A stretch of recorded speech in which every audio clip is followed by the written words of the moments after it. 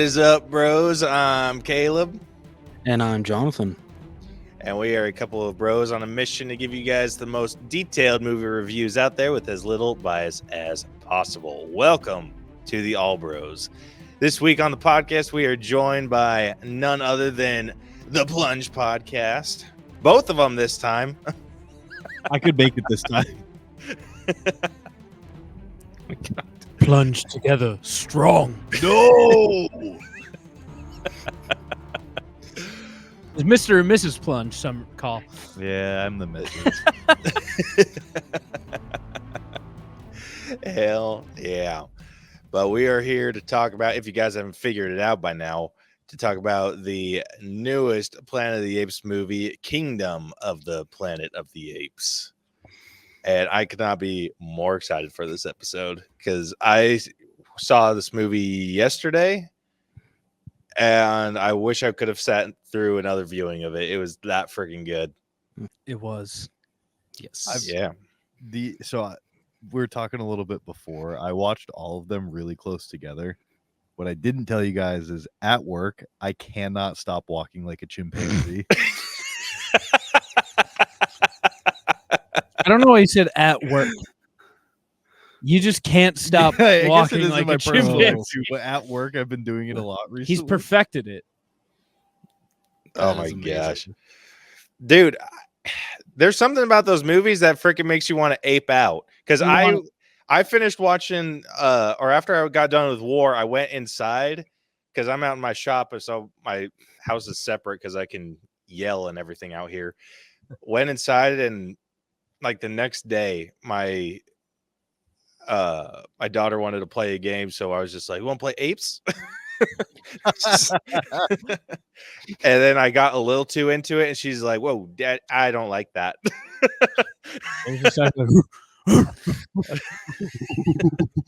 Gosh. Yeah. Like, you know how you Daddy, I'm a monkey. You're like, monkeys are not apes, okay? Fix your shit or get out of my office. Dude, you know how crazy you have to go to get a toddler to be like, this is too much. It's like, Daddy, I think we're done with this game. And I'm like, what? And that's when you look at it and go, bad ape. Oh, jeez. So you look at him and go, oh no. Oh, Oh, no. Oh, man. Oh, my You look goodness. down and you go, daughter weak. Came Oh, strong. Daughter, not ape. And then you let it go. You just Oh, my gosh. But yeah, like, I don't blame you for walking around work like that. dude, you aped out. I totally would. I'm wearing Or I did. And I there's was judged harshly for it. I taught one of my technicians how to do it, so me and him were aping out at work. Can't ape out. You can't go full ape. I was going full ape. I wasn't doing it, but I was. You are a doctor. Can you imagine if you're a doctor? You walk in and you just. You know what not a single customer has seen me ape out. It's only ever when there's nothing going on and I'm just walking around just going. I'm glad to hear that because that as someone that that harshly judges my pharmacist.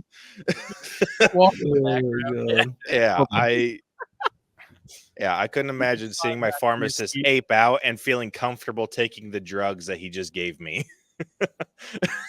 Oh, my God. Oh, he's not even started yet. Oh, God. Okay. Dude, that's pretty good. Didn't even have to go to ape school or nothing. He didn't have to go to ape school. He's built like this. I wish I could. I would pay any amount of money to go. You might be in the next. There's 5 more movies coming. You might be in one of them at least. That's true. They say it was 5? Yeah, they want to do 9. Freaking A, dude. This rendition. I'm about to be the next Nova. No. Oh, no. Okay. Male Novo. No, they can throw a wig on me. Lenovo. Lenovo. French. All right. Well, before we get into that, we got a few movies that we're going to talk about in Weekly Watch. And that's it. And then we'll get into our breakdown. So without further ado, let's say we get on into this. Do you like movies? I do. Do you like the crew that works on movies? Kind of. And wait, you like to know what's going on behind the scenes? Ooh, that sounds neat. Oh, you should listen to the Failing Hollywood podcast. Wait, what's it called? Oh, Failing Hollywood, it's with real crew. How much is that a month? Oh, it's free. What? Free on all streaming networks. Holy shit! I know, with real prop guys. No way! Uh-huh. Jeepers. Those guys sound fucking annoying. Imagine being related to one of them. Cannot imagine. Damn. I just realized that there's a couple that I still haven't heard because he sent me like a group of them. He's like, all right, here's 4 that include you, and then here's just 4 random ones. So I don't think I've heard all 8 of them yet. Shit. Every week is an adventure for everybody. Yep. The only ones that I know, like, I only have 3 different promos that I play. One of them's for Big Ben, Of course. and then others from like another podcast buddy. I don't even know if he does his show anymore, but I still play the promo. And then I got 8 Failing Hollywood. The reason Simmons and Moore, their promos don't get played is they would send me just a 38-minute clip and go, there's like 9 promos in here. And I go, I'm not cutting those up. They go, you can play it.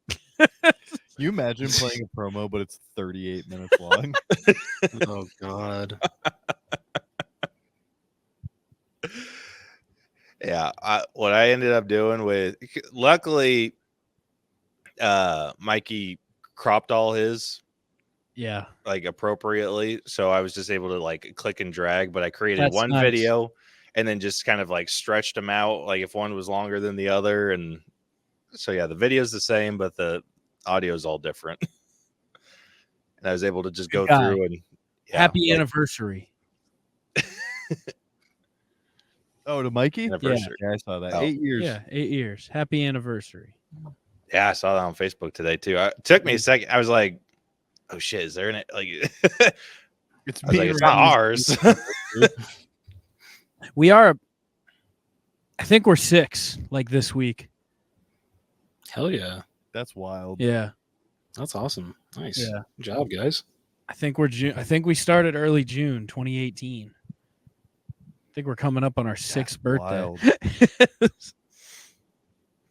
Which also means the Hood Diner and DJ and Beth are also 6. So we all started the same week. So you started in June of 2018?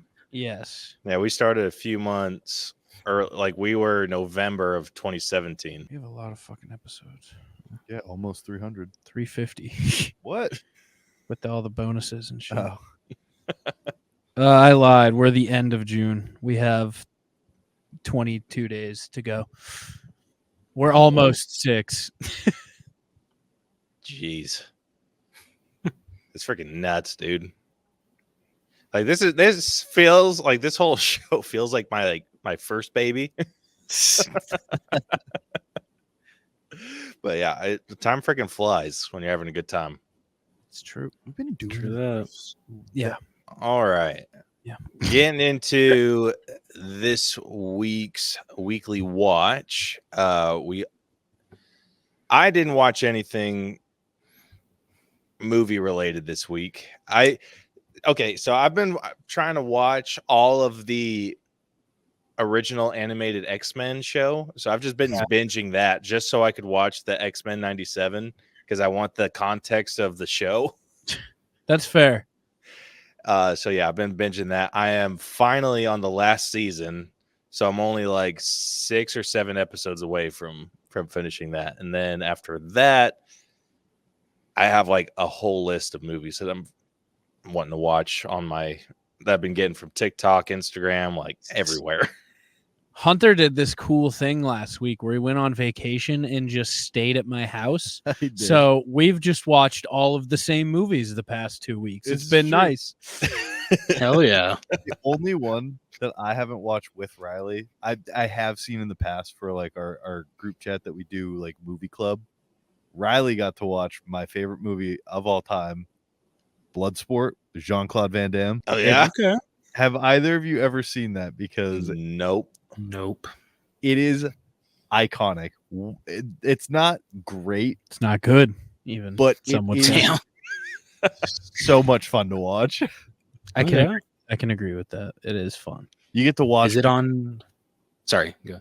Let me tell you, it's on Pluto TV and it's on Tubi. Now, if you go watch it free on There you Tubi, it's in Spanish, so it's not Bloodsport. It's whatever Bloodsport translates to in Spanish. I clicked that one first, so I went, better try the other. Pluto T or whatever the other Tubi, I think. If you go on Tubi, Bloodsport, Okay. English. Got it. You're gonna learn about the Kumite. You are going to today. learn about the Kumite. Yeah, I have a hard time with those like older, like the Jean-Claude Van Damme, Steven Seagal, like those types of movies. Like Jean-Claude Van those take a Damme bit is to hot as get hell. into. Is he? He is hot as He's a hell. hunk. That's not He even is a a I hunk. don't even know if I know what he looks like. Hunk. Dude, Dude, he was hot as hell. In the you see a 80s. little bit of his cheeked up ass. You're like, ooh. What? I can never remember the other really big movie. I want to say it's like Cobra Commander or something like that. Sounds right. He's just shirtless, oiled up, doing splits the whole movie. There's probably like 8 cumulative minutes of him oiled up doing splits. Dude, they're not just you're gonna regular hate me, splits. but I don't find him attractive. I'm sorry. You gotta look at this hot, oiled up, split body.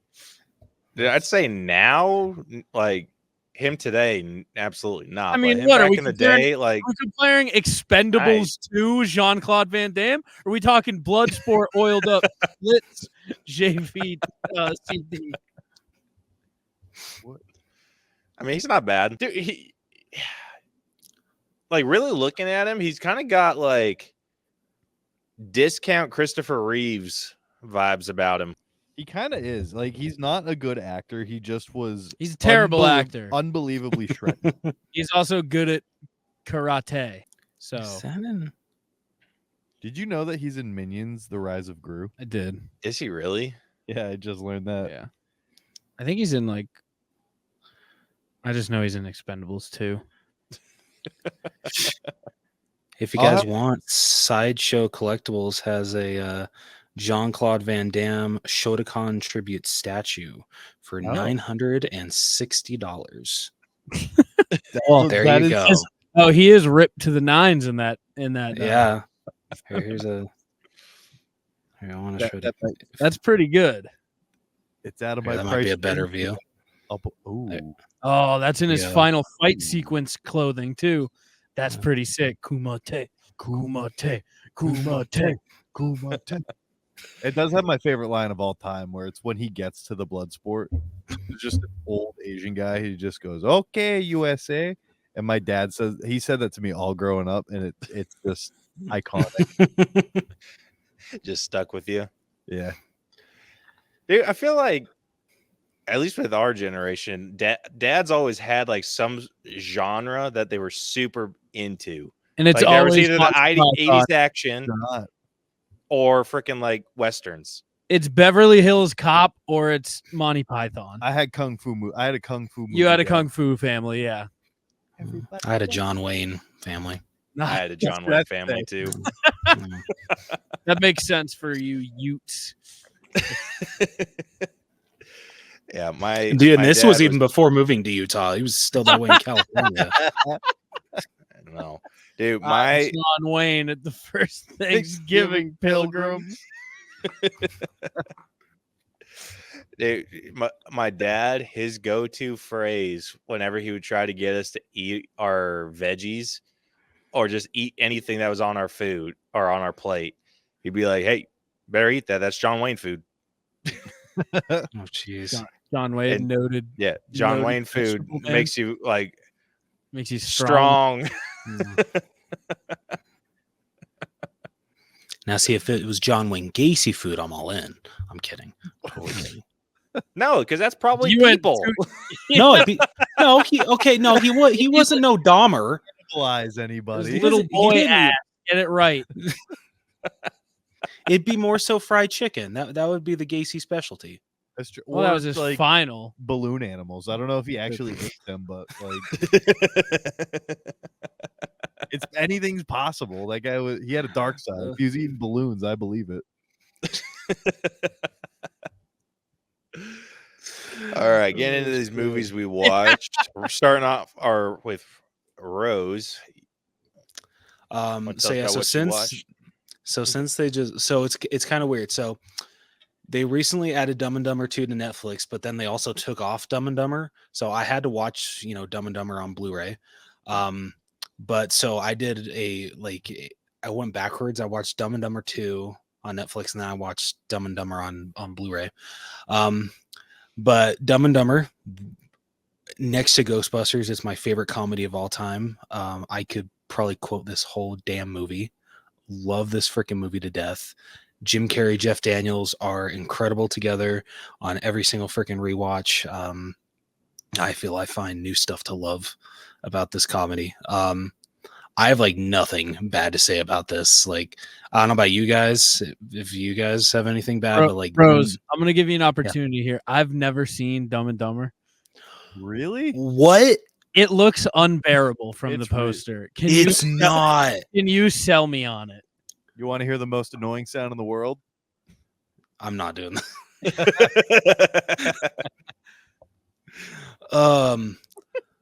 How do I okay, so imagine I don't know how to sell someone on Dumb and Dumber. It's like The Hangover, but it's only two guys, and there's no blackout drinking night.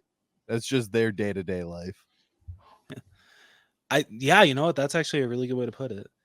Someone put it the way it's a movie based around two dumb people, but the people that wrote it are actually very smart when it comes to the comedy. I'm in.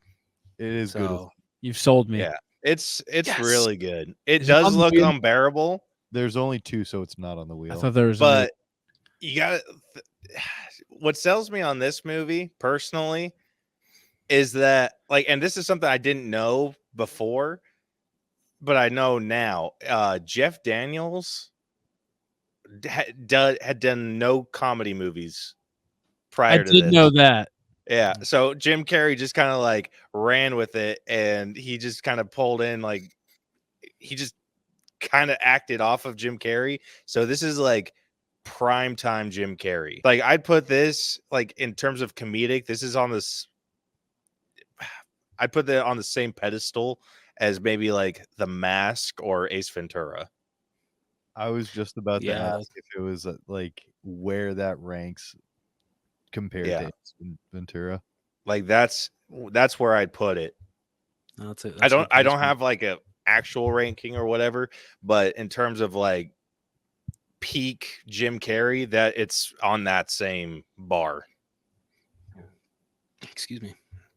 So, I find it really there's funny. definitely Okay. shit in here that is dumb, but it's it's funny. If But a you good like dumb. freaking 8 Crazy Nights, you'll like Dumb and Dumber. That's yeah. Yes, there we go. All right. Cool. I was already sold, but I'm double in. Now, I does that find work it inverse? If you like Dumb and Dumber, do you like 8 Crazy? I don't think it goes both ways. Technical foul. Fucking tee you up and hit you out of the Oh, ballpark shit. there, idiot. Bullshit. Piggybacking off what Caleb said about Jeff Daniels, this being his first comedy movie. I saw an interview with him to where he said that, Jim Carrey just effortlessly just falls into these roles. It's super easy for him. Jeff Daniels, before every single scene, he literally has to shake his head and become stupid. That's before every single freaking take. That's what Jeff Daniels has to do. And I find that freaking hilarious. Just so he can match Jim Carrey, he has to freaking shake the dumb into him. He's got to kill as many brain Got to cells become as concussed possible. real quick. Yeah. Jeff It's like Daniels- the equivalent of spinning around in a circle too many times, but without the consequences. Yeah. No, like seriously. But yeah, I don't really have anything else to say about this. Like, this is probably like, I don't even know how many times I've watched this damn movie. So I personally give it a $5 Tuesday. I was close to a full price, but gets a $5 because Nice. I really hope that like freaking Fathom does an event or something with this movie, because I would love to see this movie on the big screen. That'd be a freaking dream come true. And then next up, the sequel that no one asked for. But you could say the same thing about the prequel. And what's really sad is yeah, so there is 3 Dumb and Dumber movies. So there's the original, There's Dumb and Dumber, isn't there? Yep, yeah, When Harry Met Lloyd, and then there's Dumb and Dumber 2. Oh shit, that goes on your wheel now, huh? It sure does, I yeah. did not know that. I thought Dumb and Dumber 2 and Dumb and Dumber What is this car vehicle? This dog car. It's a throwback to your first. It is the Shaggin' Wagon. It Okay. is the Shaggin' Wagon. So this is the new one. This is like the 2017 one or something. I think it came out in 2014. Okay, all right. Yeah. So yeah, like since you haven't seen the first one, the story is that Harry, Jeff Daniels' character, spent his life savings to turn his car into a dog, just because he was he started his own business called Mutt Cuts that specialized in dog. That's the whole plot of the first movie. That's just a that's how we're first introduced to Jeff Daniels' character. Okay, I like it. Dumb and Dumber. So Mutt's Cuts runs out of the Shaggin' Wagon. That's fantastic. Oh shit. But yeah, just there is a line in this movie that Jim Carrey's character Lloyd says, timing or comedy is all about timing, and the timing was not right with this one because this movie didn't need to exist. Literally the only reason to watch Dumb and Dumber 2, and I feel this with every single rewatch because I've seen this movie about 5 times now, is the only reason to rewatch this movie, or not even rewatch, just watch it in general, is to see Jim Carrey and Jeff Daniels back together again. That is the only positive that I can say about this movie, because everything else to me sucks. The story sucks. The added characters are not great. I appreciate that they try to tie in other characters from their like freaking high school. I was about to say high school hood. That's not a word. When they were like teens. But I feel for the most part, you just don't give a shit. And if anything, I feel they're more dumb in this movie than they were in Dumb and Dumber. And I didn't think that was possible. They're dumber and Dumb and Dumber. Right? Never would have. I do like that they spelled it T-O. It's the perfect amount of dumb. Right? I did appreciate that too. But yeah, like I said, the only reason to watch this movie is just to see these two guys back together again. So, and like, honestly, I don't know if I would put this one above the prequel. They might just same level. Like, both are bad, but I can't decide which one's worse. So, yeah, Dumb and Dumber is definitely one that should have only been one movie. It's a perfect one-off comedy. Those don't exist, unfortunately. Yeah, that's true. Nope. Night at the Roxbury. Unless you're Adam Sandler. Oh, that's a good point. Unless you're Adam Sandler. Then again, he's making Happy Gilmore too right now. So, Well, Is he That's really? yeah. Yep. Ah, Yep. I mean, it gets a lot of hate, but I would say actually Grown Ups to me is like a perfect one-off comedy. Didn't need a sequel. Grown Ups 2 is the perfect movie. I'm going to let you believe Bros, that. give me the plot of Grown Ups 2 right now. Have you wait, okay, like have you actually seen Grown Ups? Oh, or I've you seen just, it. I'm testing you. oh shit, man. Yeah, that's right.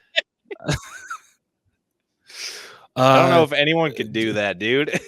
Basically, all of Adam Sandler's friends from the first one, minus Rob Schneider, move back to their hometown. Chaos ensues.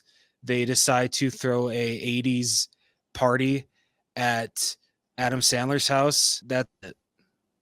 Yeah, and then David Henry from Wizards of Waverly Place and his lacrosse team invade. That's true. And they beat up Don't the forget kid. Taylor because he Lautner. didn't- Yeah, he didn't. He does a backflip. It was really cool. That was. Yeah, he did. It's not even like off the quarry. He just did a standing backflip. That's pretty sick. Yeah. Nice, you passed. Yes. I've seen that movie with you no less than 3 times, and I couldn't even do that. Dude, Shaq stopped the tire. Come on. That's the only scene that I remember from that. Oh, what about like what's his name, Bimpy or something? I don't know nothing about Bimpy. He's the little bald kid with the big chain. Oh shit. What's his name? I'm gonna find damn. it. Don't worry. I'll find it. Yeah, because his dad's the one that goes, "What?" Yes. His dad is the coach of Carlos in the bench warmers. Tim Meadows. It's Tim Meadows' son in Yeah. in Oh shit. Cool. All right, question for you two. Did you miss Rob Schneider in Grown Ups 2, or No. did you feel it was fine without him? I didn't remember that he wasn't in it, so I'm gonna say no.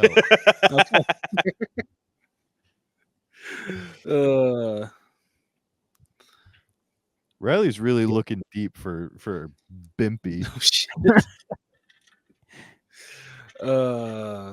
There's no way he's down this far. I Bumpty.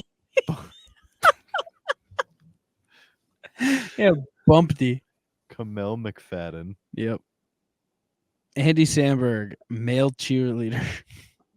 Oh my god, yeah, I remember that. I really want a movie to use Michael Cera, Jesse Eisenhower, and Andy Samberg.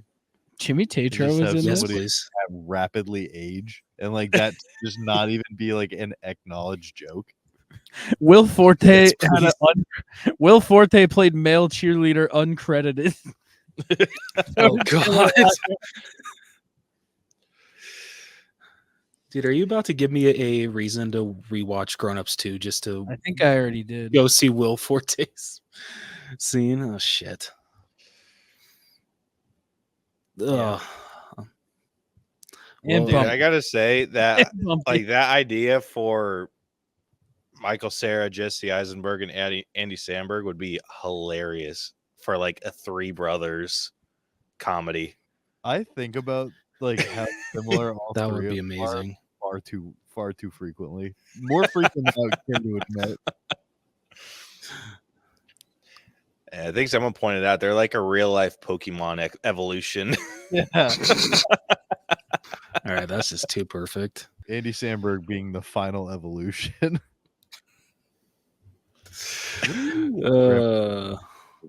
It's a good movie. Yeah, Mom! so Meatloaf.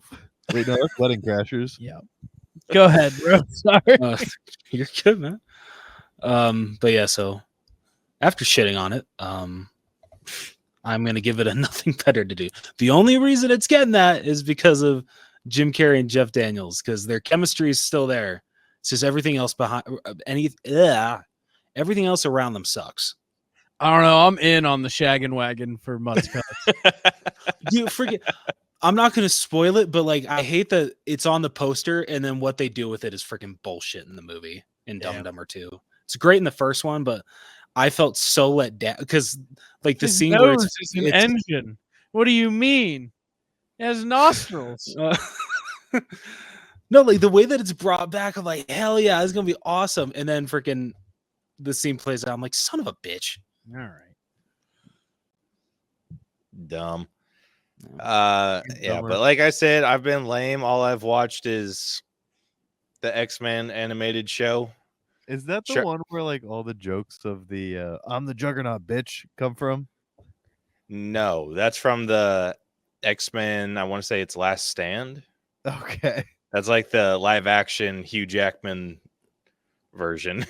Gotcha. No, Speaking of, Speaking of popcorn Hugh bucket? Jackman, I was like, oh shit! Holy shit! That popcorn bucket, dude. Oh, Wait, is it wow. released? The Deadpool 3 popcorn bucket? Yes. Have you Dude, not that seen shit it? Sell out Receive so the fast. Fellatio from those buckets. Oh, I can't wait to see Riley react to this. Oh, God. They knew what How- they were doing with that. Fuck. Why? Where do you eat it out of? What is that the top? Is what I'm. We all know that's not for eating. Yeah. Oh, someone put butter on the nose. No. Hold the butter extra hold the popcorn extra butter. Extra Oh my- butter. That's what everyone's gonna say. Yeah, much Oh. like Oops All Berries is gonna be Oops All Butter. That's hilarious. Yo, that's a good one. No, I am very much going to try and get my hands on one of these just to own one. Yeah. Yeah, likely story.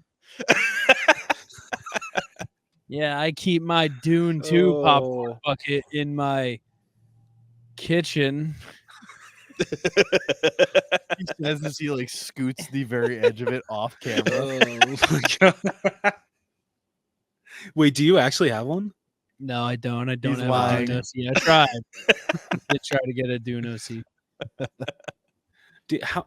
Okay, I'm sorry. I'm curious how fast Wolf- those Wolf sold out. Russie? Like, What are how much are scalpers those going? Like how much are scalpers freaking selling Your it for? default F browser- you. Default browsing private It's like- browser. It's about like $80. $80? Can't you just Yeah. call AMC and be like, I want one, and they'll call you when they're in stock? No, they'll actually come to your house and beat you up. Then they'll fill you off with a Wolverine bucket. Ugh. That's crazy. It looks like an yeah, anime. they'll just It pops up for me too. if Yeah, you call and ask for one, they have a quick hotline to the local police station Yeah, exactly. to put you on a list. It says here you have one account of harassment. What happened? I tried to order the Deadpool 3 popcorn bucket. popcorn, the Wolverine popcorn bussy. Oh shit.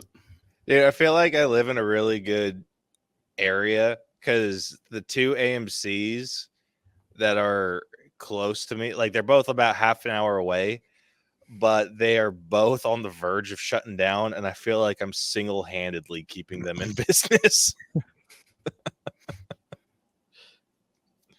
It's incredible. You're like the Batman for movie theaters. You're really just saving them.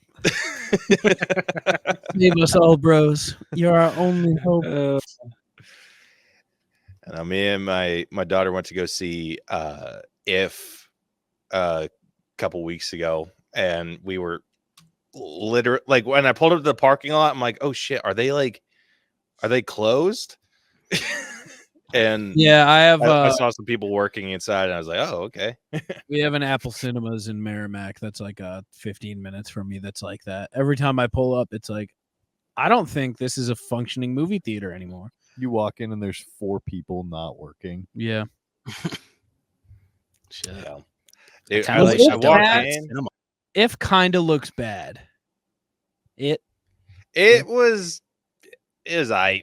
okay. It wasn't anything like worth like, oh, better rush to go see it. Like you could probably wait till streaming. But was Is that it better than Garfield? It was Okay, better. That's Than a real Kitties No, talk no. shit New on Garfield in theaters right now. Wait, there's a new Chris Garfield. Pratt. He's not doing a voice. He's just talking like Chris Pratt. Yeah, pretty much. But surprisingly, it works.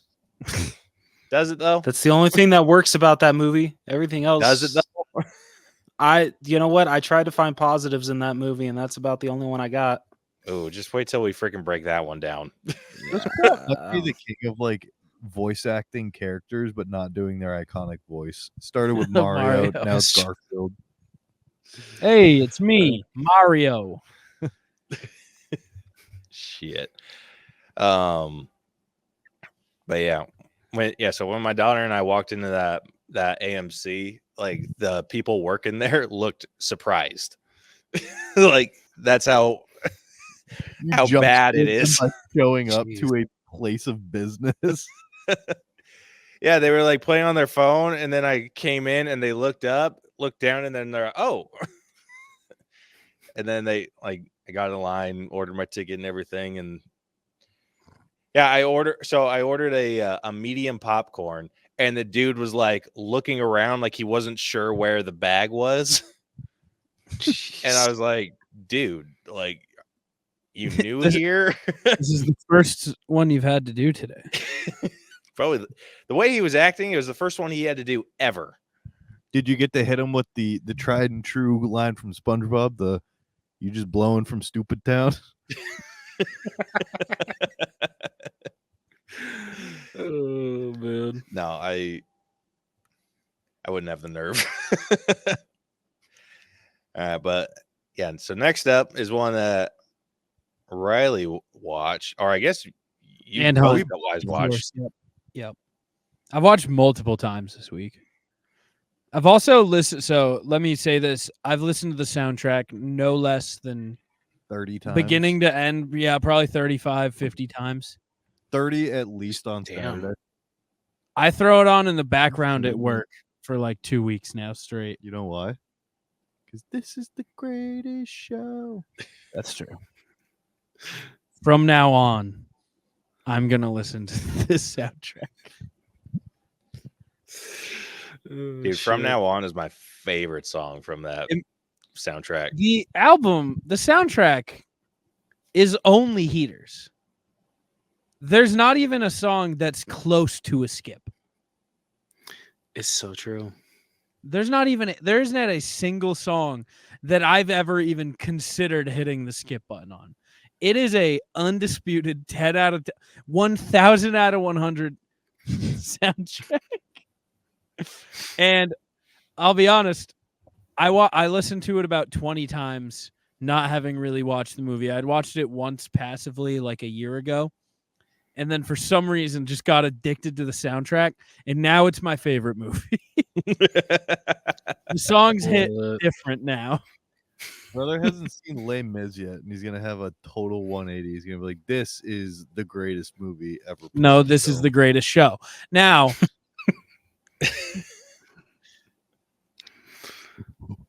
yeah, that's right, Ape boy. It's so good. It's perfect. I love it. That's all I have to say about The Greatest Showman. I love it. I do like. It's become my new comfort movie. It's become my new comfort music. Thank God. I'm tired of seeing Love Is Blind on your letterbox. Love at first sight. You can suck Whatever. a penis. And it's still on my letterbox. Thank you very much. They're both in my favorites. Yeah, but I haven't seen it recently. That's gonna change. No, you did it to yourself. What did we? Are you watching Love at First Sight? Yeah, we have it on the screen right next to yours. What? Dude, no shit. I'm just kidding. Oh Did shit. you actually give this? Did you give this like an award? I don't know where you're digging at right now. No. I Oh. mean, like how they did like the Nothing Better to Do $5 Tuesday. I You did. give Oh, yeah. it's just the greatest show. It is full price ticket times 7. You should go see it full price every day at the theater. You just get a hairball? You just fucking hairball. I just heard him in the corner go. I want to take this off now. No. Oh shit. I didn't. All right. Well, I believe that is everything that we watched this week. I watched Dr. No as well last night. Just a quick footnote. Hey, Yeah, what's the We watched Dr. Dr. No No. last night. The first Sean Connery Bond. That girl, what's her name? Hold'em Ryder. Ryder? Yeah, no, Honey Ryder. She went, and I quote, "I don't go to college, but I have all the encyclopedias, and I'm up to T, so I'm really smart." She knew everything. Up to T. And that was my takeaway from the. from the film. Dude, I'm not enjoying this anymore. Oh shit! Back to you, Rose from Captain Furball. I apologize if you're hearing this. Uh, It's alarming when a strange hair that's not one of my own enters my mouth. It's fair. That's fair. Yeah, that is super fair.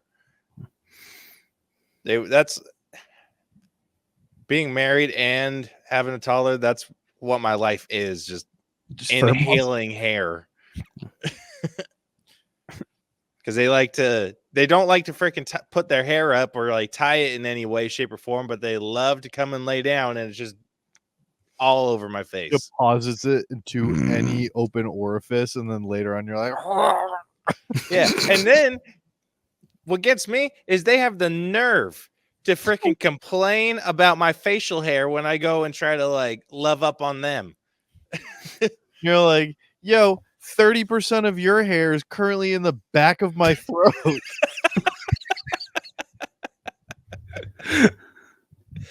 I know, like I could freaking knit a quilt with the shit that's in the shower right now. Yeah, dude, Like, it's crazy. No, like, it's and ooh, my face is a little how do itchy these women sometimes. have Like, hair? what?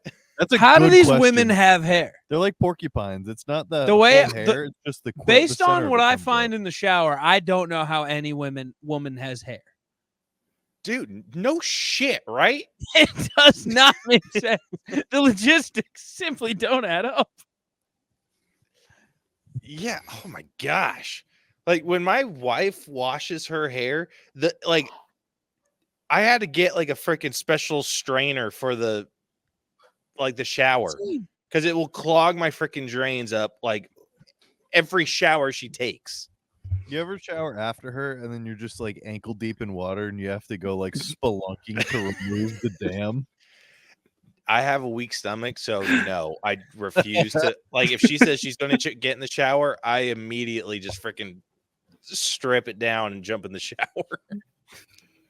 You know, Nice. just deal with the ankle deep water. And be like, yeah, Shit. No, I can't because I got like that much space between the floor and the gap in my door that water will come out of.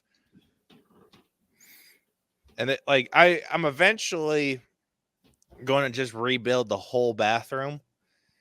And because right now it's just like a tiny little corner of our space. So if I put my arms out like too far, I could put my elbows out and freaking hit the walls. So I'm going to build out like a bigger freaking shower and have like a special drain specifically for hair that I don't have to clean out. add in like a hair decontamination like hallway where it like blows air really Mhm, hard mhm. and then all the There we loose go. hairs just get swept up. I know I'm considering throwing in a freaking garbage disposal just to like freaking chop all that shit up. That's a good idea. Oh shit. Yeah, then when it starts getting clogged, you just flip a switch and then turn it off. But yeah, I'm excited to do that though. I haven't That work. tiled The a- tensile strength of a It hair is so sounds- strong. dude, it's ridiculously strong. I've attempted to do that with like a bundle of the hair that's in the shower. Like, yeah, you can't You're like freaking- Spider-Man and Spider-Man 3, just like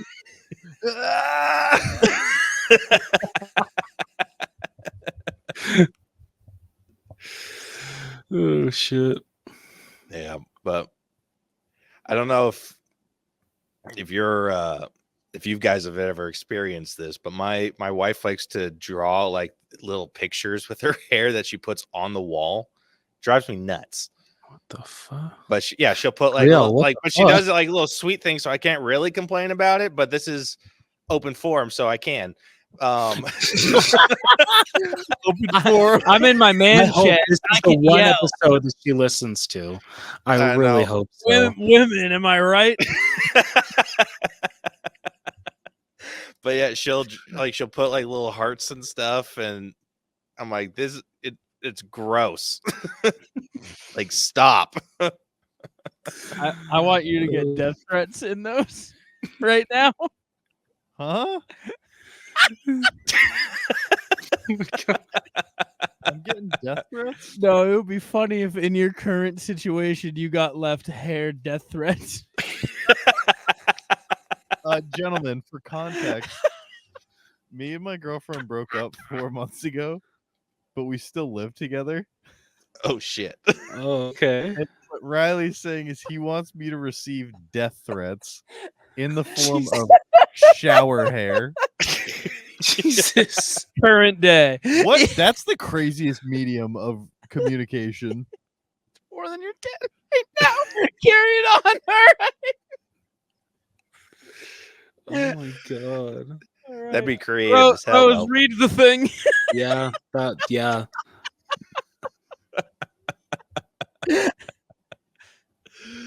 Oh shit.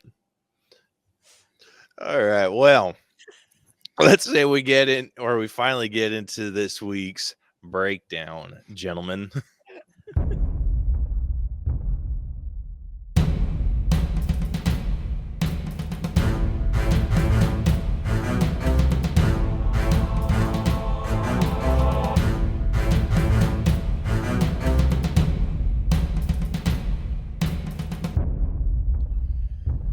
Alrighty, this week for our headliner, we will be breaking down Kingdom of the Planet of the Apes. What a wonderful day! No! Oh shit. And as you can tell, we are very excited about it. We are. What a wonderful day! Are we thankful? The word of Caesar. Oh my gosh. No, don't do it. No. No, we're not. Sorry. What a wonderful. I said that nonstop for like 2 weeks. It Yelled hasn't stopped. for You did it since like I saw, literally yesterday. Yeah, since I saw the movie, I can't stop doing it. It's Dude, when what you're a wonderful day. dude with your freaking Hit him with the where Randy you talked Orton. about Planet of the Apes and you guys kept yelling no, and I'm like, this would be a pretty fun drinking game if like every time they yelled no, freaking take a shot. And I'm like, by the end of the episode, I was like, no, like that person would be dead. No. Under the table. Oh, You didn't have to man. work tomorrow. Oh shit. This episode's equivalent is going to be how many times both me and Riley went. I'm not good at that. You're too good at that. Dude, It's concerning. I would pay an exorbitant amount of money to go to ape school. I just want to Hunter put that out there. freak some old ladies the fuck out, leaving the theater of Kingdom of the Planet. Hey, it wasn't just me. It was stupid. You're all walking down the aisle as apes, but he's the king of the ape walk. So he was just walking down doing his and just go. I can't do the double. when you're walking down the aisle and there's just an old white lady waiting for the rest of the family. And you see a short adult male just walking like an ape going. Oh my god! It's like, lady, did we not just watch the same film? Are you not amped up right now? What a wonderful day! Like, lady, did that mean nothing to you? Freaking jump over the chairs like toward her. I could have walked up to her and been like, "We'll call this one Nova." You'd have fucking gotten maced. It would have been worth it. I will say those movies made me want to learn how to say stuff in ASL so that I could walk up to someone and call this one Nova or whatever it is. Oh shit. Oh man. All right. Well, if you guys are new to our breakdown system, we have split movies into 8 different categories that we individually score to come to a final All Bros and the Plunge letter grade. The 8 categories that we are going to be scoring are story, writing, acting, character development, effects, music, costumes, which with this being a pretty CGI heavy movie. It's going to be more based off of the character design than actual like costumes. And then our personal score at the very end. All of those numbers will get magically added up and spit through our algorithm and give us a letter grade to compare this movie to others of a similar grade. And fingers crossed it doesn't end up near holes this time. It will. It always does. If we know one thing about the Plunge Boys, is it always comes goes back to holes. Yeah. I'm tired of this shit, Grandpa. That's too damn bad. Hey, what's your guys' favorite type of ape? Mine's a bonobo. A bonobo? I've been trying to think of what kind of ape Koba is for like. He's a bonobo. Yeah. Yeah. Okay. Proximus Caesar, also a bonobo.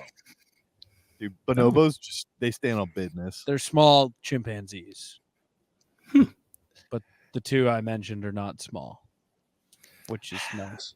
What a I'm wonder- kind of a sucker for orangutans. Or what was Maurice? He's an orangutan. Orangutan? Okay. Rose, I can see you as a big Gutan guy. I don't think you even need to No, say I'm basic. Whatever Caesar and Noah are. chimpanzee. chimpanzee. You're a chimpanzee yeah, kind of guy. Yeah. Nice. Oh, no, I'm gorilla basic. man. Riley's the gorilla man. I'm not a gorilla They're- man. I'm a bonobo man. If you were to be a primate, you would be a gorilla. Are you man. calling me stupid? No. Dr. Hunt? Sorry, we can't all be King Gutang, okay? Hey, I'm wiry and small like a chimpanzee. You're big and strong like Winter. Winter was a fucking coward and a traitor. Don't call me Winter. Yeah, what the hell kind of disrespect is that? Winter got killed like a bitch, too. You What told me the- that you hope my live-in ex-girlfriend writes me death threats with her hair. You can get bent. Riley, you might have had that. Or sorry, Mr. Plunge, you might have had Thank that you. coming. I'd argue calling me Winter the cowardly gorilla. Hey, we no. What a wonderful day. Are we even? No!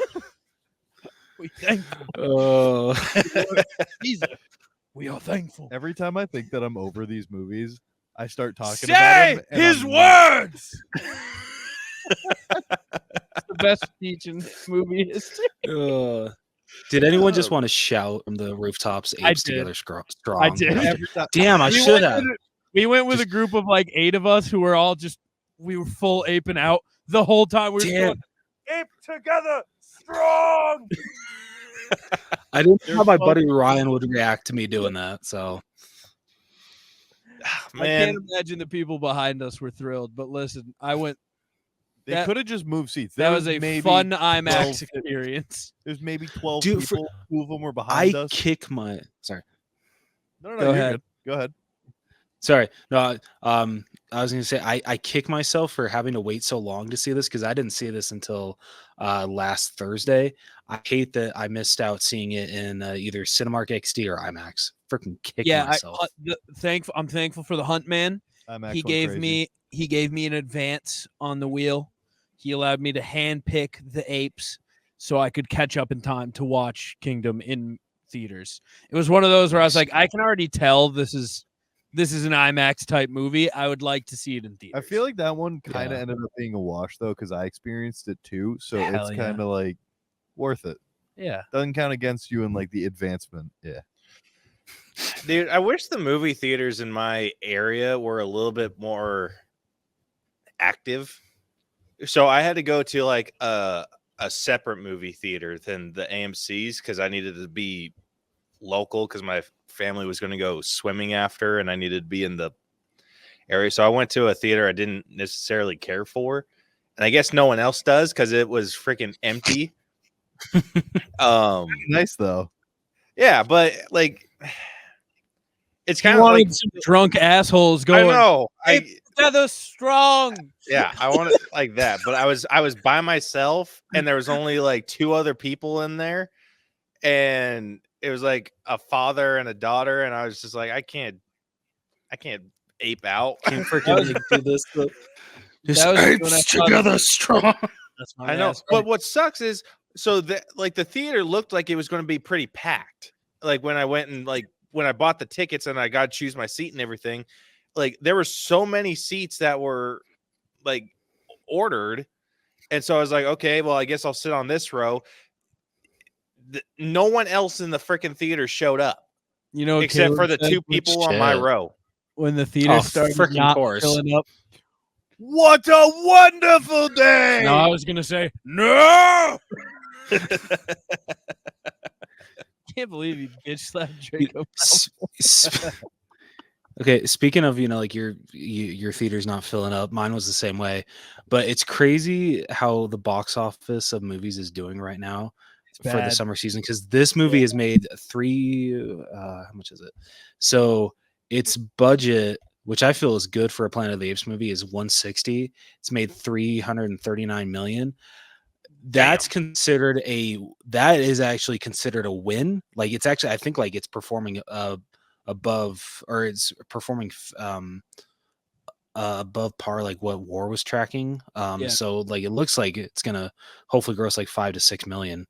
But it's just it's honestly sad looking at how other movies are performing. What did Furiosa open with? Like 31? Yeah, dude, compared to like freaking, expected like 120 or something. yeah. The Fall Guys already like out of theaters. It's bad. Now I'm part of the problem. I thought either of those. I meant to, but I just didn't. I am part of the problem. Dude, I'd either. But like, no, dude, I feel you. But it's crazy to think that like the 2 monkey movies this year are the most profitable. Monkey movies. Wait, what was the other monkey movie? Godzilla X Kong. Yeah, gotcha. Someone did say that the holy trinity this year of monkey movies was Monkey Man, Godzilla, X Kong. There we go. Dude, I hear Monkey Man freaking dominated. Yeah, it was cool. Yeah, Dev Patel doing Dev Patel things by Dev Patel, produced by Dev Patel, starring Dev Patel. Shit. Made for by Dev Patel. For Dev Patel. All right. Well, before we get into any spoilers with this, I'm going to put that up right now. Spoiler warning. Because it is time for our favorite segment that we like to call Reading with Rose.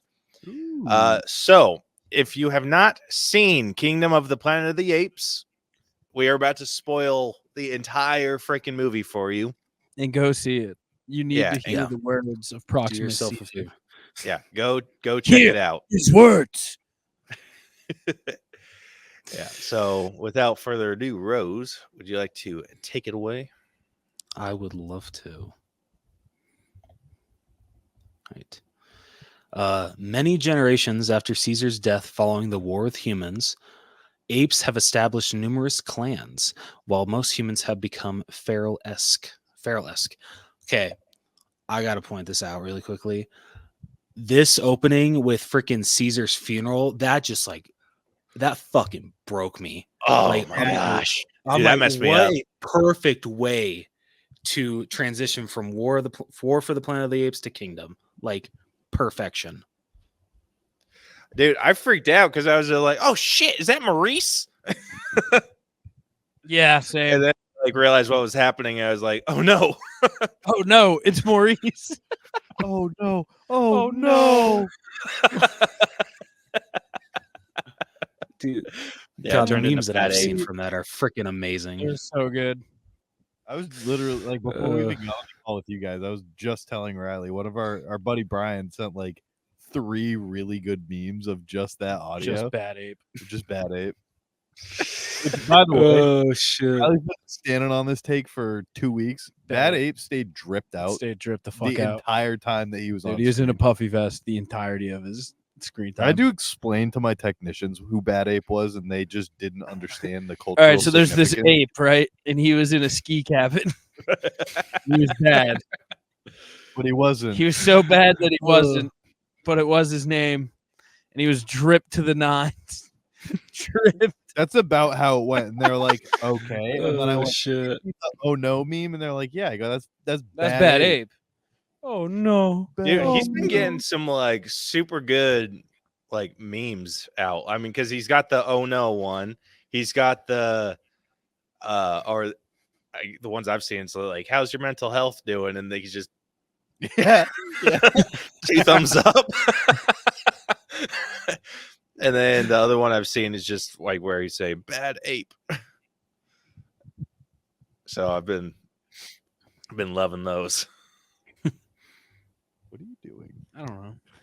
I was gonna ask what the hell are you Closer to doing? Rhodes. I wanna see him breathe. He's bringing out his Jeff Goldblum. You should lean the other way so it looks like you're leaning into him on the screen. Audio podcast, by the way. Oh shit! All right. So Noah, a young chimpanzee from a falconry practicing clan, prepares for a coming of age ceremony by collecting eagle eggs with his friends Anaya, Anaya, and is it Suna? Suna. It is Suna. Suna. Okay. However, a human scavenger follows Noah home and inadvertently cracks his egg during a scuffle before fleeing. While searching for a replacement egg, Noah encounters a group of ape raiders using electric weapons. As Noah hides from them, the apes follow his horse back to his clan. Noah hurries home to find his village burning. The raiders' leader, Silva, kills Noah's father before dropping Noah from a high platform. Left for dead, Noah awakens, discovering that his clan has been abducted. He buries his father and sets out to rescue his clan. On his journey, he is joined by Raka, an orangutan, who tells Noah about Caesar's teachings. The apes notice they are being followed by the human scavenger. Raka offers her food and a blanket, naming her Nova. When the trio encounters a group of feral humans, Silva's raiders suddenly attack. Noah and Raka rescue Nova, who, to their surprise, can speak. She reveals that her name is May and that the raiders took Noah's clan to a beachfront settlement outside an old human vault. As they cross a bridge on their way to the settlement, they are ambushed by Silva. In the ensuing fight, Raka saves May from drowning but is swept away by the rapids. Noah and May are captured and taken to the Apes settlement. Can I Noah interject reunites. Yeah, of course. When they brought up the vault, this is also so I watched Planet of the Kingdom of the Planet of the Apes very shortly after I finished the Fallout series on I don't even know what it's on. But it was like the perfect fusion of I don't understand why like the vaults for post-apocalyptic catastrophes have seemingly made a resurgence, but it did make me very happy. Dude, Fallout was such a good show. But yeah, I felt the same way. I was just like, oh shit. Vault dwellers. Yeah. I was fully expecting people to be in there, and I was a little disappointed that there weren't. An ape comes out. He's in like cryo sleep. Oh, God. In a fucking chamber, yes. He's in the bathtub. Like he just accidentally froze himself. How would you guys feel if they freaking froze Koba? Yes. I think I would have like actually started going ape mode, like walking up and down the aisle.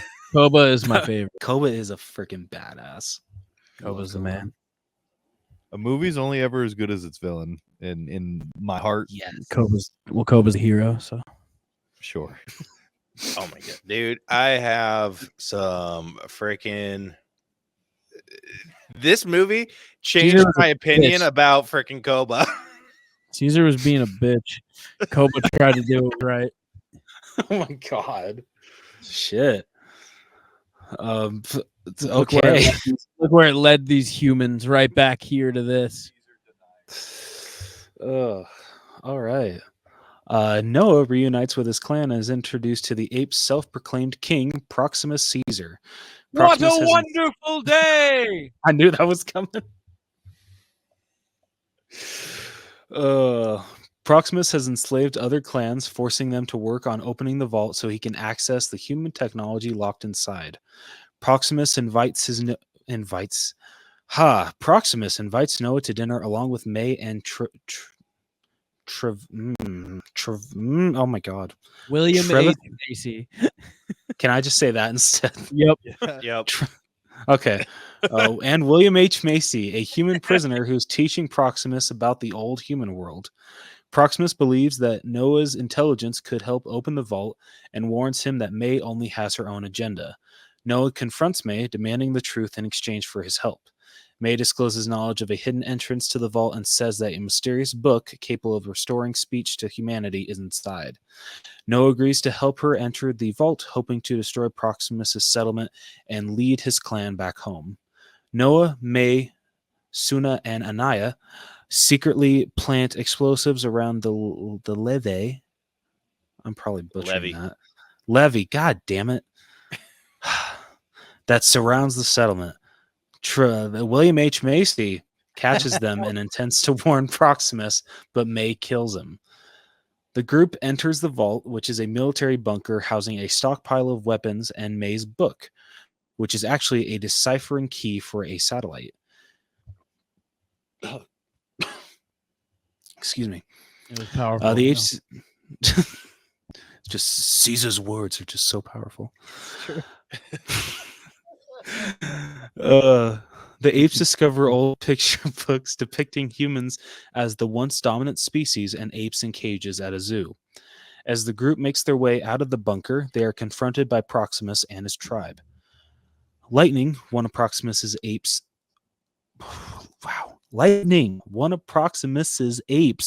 threatens to kill Suna, but May kills him with a gun she found. Proximus tells May that she can leave if she tells him where the other weapons are. May refuses and triggers the explosives, flooding the bunker with the apes inside. May flees the settlement while the apes climb to higher ground through the bunker. Noah is pursued by Silva, but Noah traps and drowns him. Noah escapes the bunker with his clan, but Proximus attacks him. Noah leads his clan in summoning their eagles to attack Proximus and send him falling off a cliff into the sea. As Noah's clan returns to rebuild their home, May arrives to bid farewell to Noah, concealing a gun behind her back but never revealing or using it. She explains that she destroyed the bunker and prevented the apes from accessing the weapons in the bunker because those weapons were created by humans and should only be used by humans. Noah then argues that if weapons and technology are only for humans, it suggests that nothing belongs to the apes, questioning whether apes and humans can coexist peacefully given May's fundamental disparity. As Noah takes Suna to look through a telescope he found on his journey, May travels to a human settlement at a satellite base, which is kept quarantined from the outside world. May delivers the decipher key, allowing the humans to reactivate the satellites and successfully contact other humans worldwide. Oh man, dude, the real is villain about to go down. The real villain in this movie is that fucking human bitch, okay? It's Dude, not for Proximus real. Caesar. Yeah. Proximus Caesar was just preaching the words of Koba the ape. No, this bitch, dude. Dude, so this is what I mean by like it changed my opinions about Koba as well. Koba, I think like another thing that makes a villain really good is when they're not necessarily wrong. Yeah, it's conflicting ideals, one of which doesn't, or neither of which have to be wrong. It's just the idea of conflict of different beliefs or the same belief with different paths to the same resolution. Yeah. Like Koba's method or like Koba's idea, like it just made me think like it wasn't necessarily like wrong. It's just Caesar didn't want to put any apes at risk, and Koba's like, it's got to happen. Gotta spend money to make money, baby. Yeah, exactly. And then it was the same thing. I don't care. I'll murder my son. They're like, I was literally they're like, hey, you don't need to do that. Watch this. Yeah. You don't need to do that.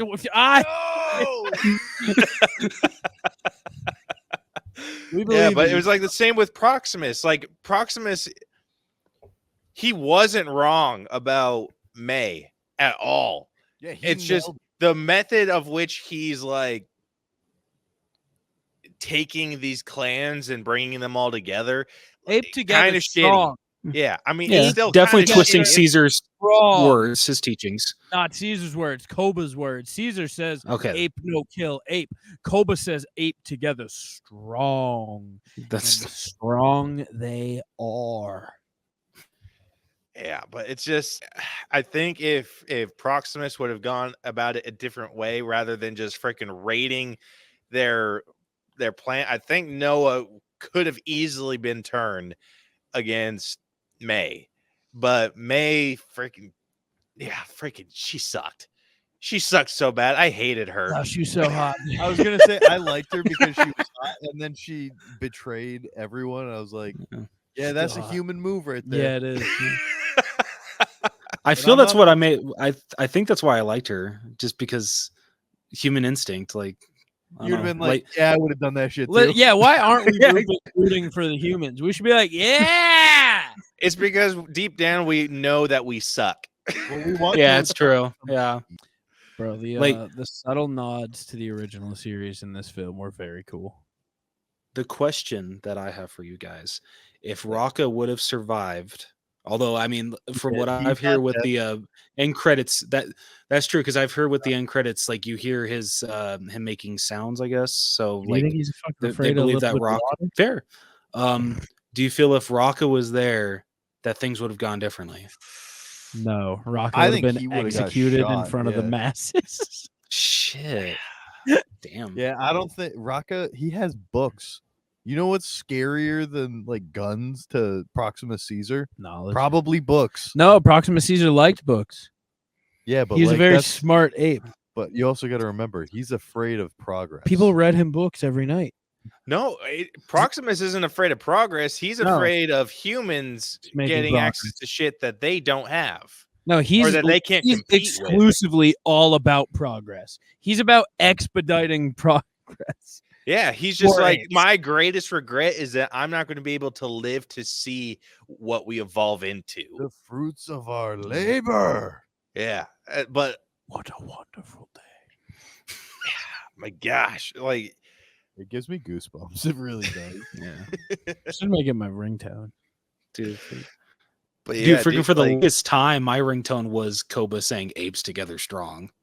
That's crazy. I love that. That's my type of autism right there. I like that. I like that autistic I man. feel like yours would have been. Pikes. Pikes is good. but yeah, dude, I don't know. Gotta get Did up my Rocca sleeve. have like interaction with Proximus or No, they never met. They never. yeah, meet. it was just No, they were never. manipulating, or he felt like they were manipulating Caesar's words. Yeah, This is not what Caesar would have wanted. Yeah. Oh my gosh, dude. When that freaking would have sworn up and down, like going in, that Noah and his clan were like following something of Caesar's, and it's just like they evolved they're into just- becoming like They're just about falconry. birds. Yeah, dude. Yeah. They just, Yeah. they just fucking love birds. They're like, yeah, these things are pretty cool. Yeah, and then when Noah goes out to like find a new egg, and then you see the freaking raiders coming in, and they're like chanting like "For Caesar!" I was like, I flipped out. I was like, "What?" I was not expecting Caesar to have such a prominence in this movie. Like I was hoping that like they, like at least like pay tribute to him, which, with the opening with that funeral, they definitely did that. But I did not expect for his legacy to linger on this much, which I freaking loved. So have you seen the originals? No, I have not. So Caesar is the lawgiver. All law in the world goes back to Caesar. Now it's a different Caesar that they set up in that, but it is still alluding to Caesar. Caesar's the original prophet. He's like Jesus in Okay. 4,000 monkey world. Is monkey ears different from dog ears? They're not actually. Actually, yeah, it would be like 21,000 monkey. But yeah, so Caesar is the original like Jesus. He creates law. Okay. I did not. Yes. Man, I really got to watch some of the originals. So But like, once you watch those, you'll realize so much of the shit they pay so much homage to it. okay. Oh my gosh. Oh my! Like I've told Caleb, I- like I just don't know if I can watch the Suits, man. I've been spoiled by it. No, CGI, they're fine. by the They're motion fine. capture. I Okay. The suits are personally fine. blame It's Tim the acting Burton that's for bad. ruining my monkey fever. No. Ape fever. Sorry. Goes crazy. Nim Chimpsky is our hero. Okay, We got to stop saying that he was in the movie because he wasn't. not. Yeah. You know who Nim Chimpsky? We're leading would a you like to false know who narrative Nim about Chimpsky Nim is? Chimpsky. Please. Nim Chimp. We have to start saying it's Nim Chimpsky. I say it correctly. I You've don't. never said it correctly. No, Nim Chimpsky. Nim Chimpsky was a chimpanzee from like the 1940s. One of the first ones that was able to sign. He learned 146 signs, I think. That's a And he was dog. a Right there. linguist, and then he died at like 18. Nim Chimpsky. Damn. Canonically and famously not an actor. Okay. Why'd we start bringing him up? Because I Googled it incorrectly and said Oh. that's fucking Nim Chimpsky.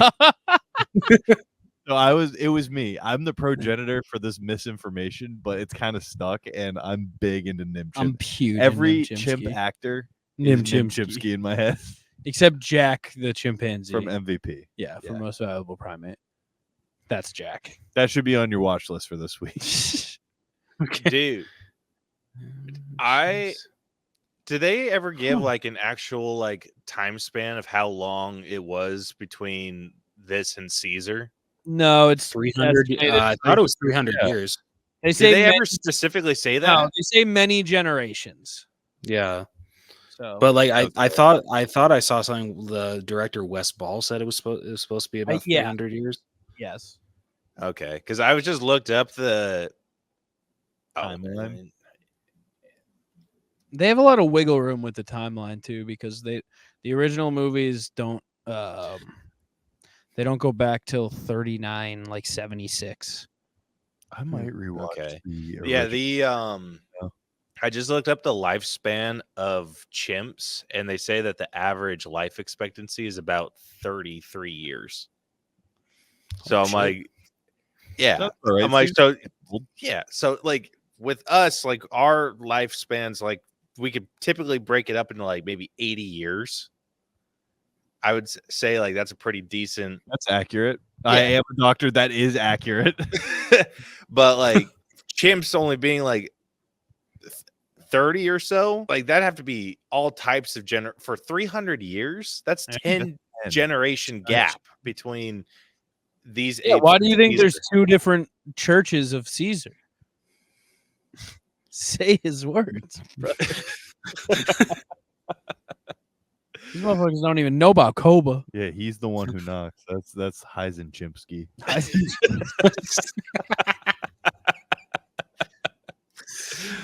Oh shit!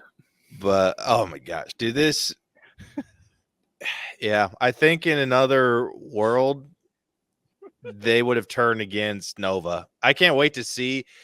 I'm fully expecting another human ape war, and Oh, the humans should just get Well, so that's- riggedy I think- wrecked. It's gonna go from I think Kingdom you- of the Planet of the Apes to Rise of the Kingdom of the Planet of the Apes, and then Kingdom of the Rise of the Kingdom of the Planet of the Apes. they're just gonna run back the original titles, but add like Kingdom of the Planet of the Apes. at the Kingdom end. of the Battle of the Apes.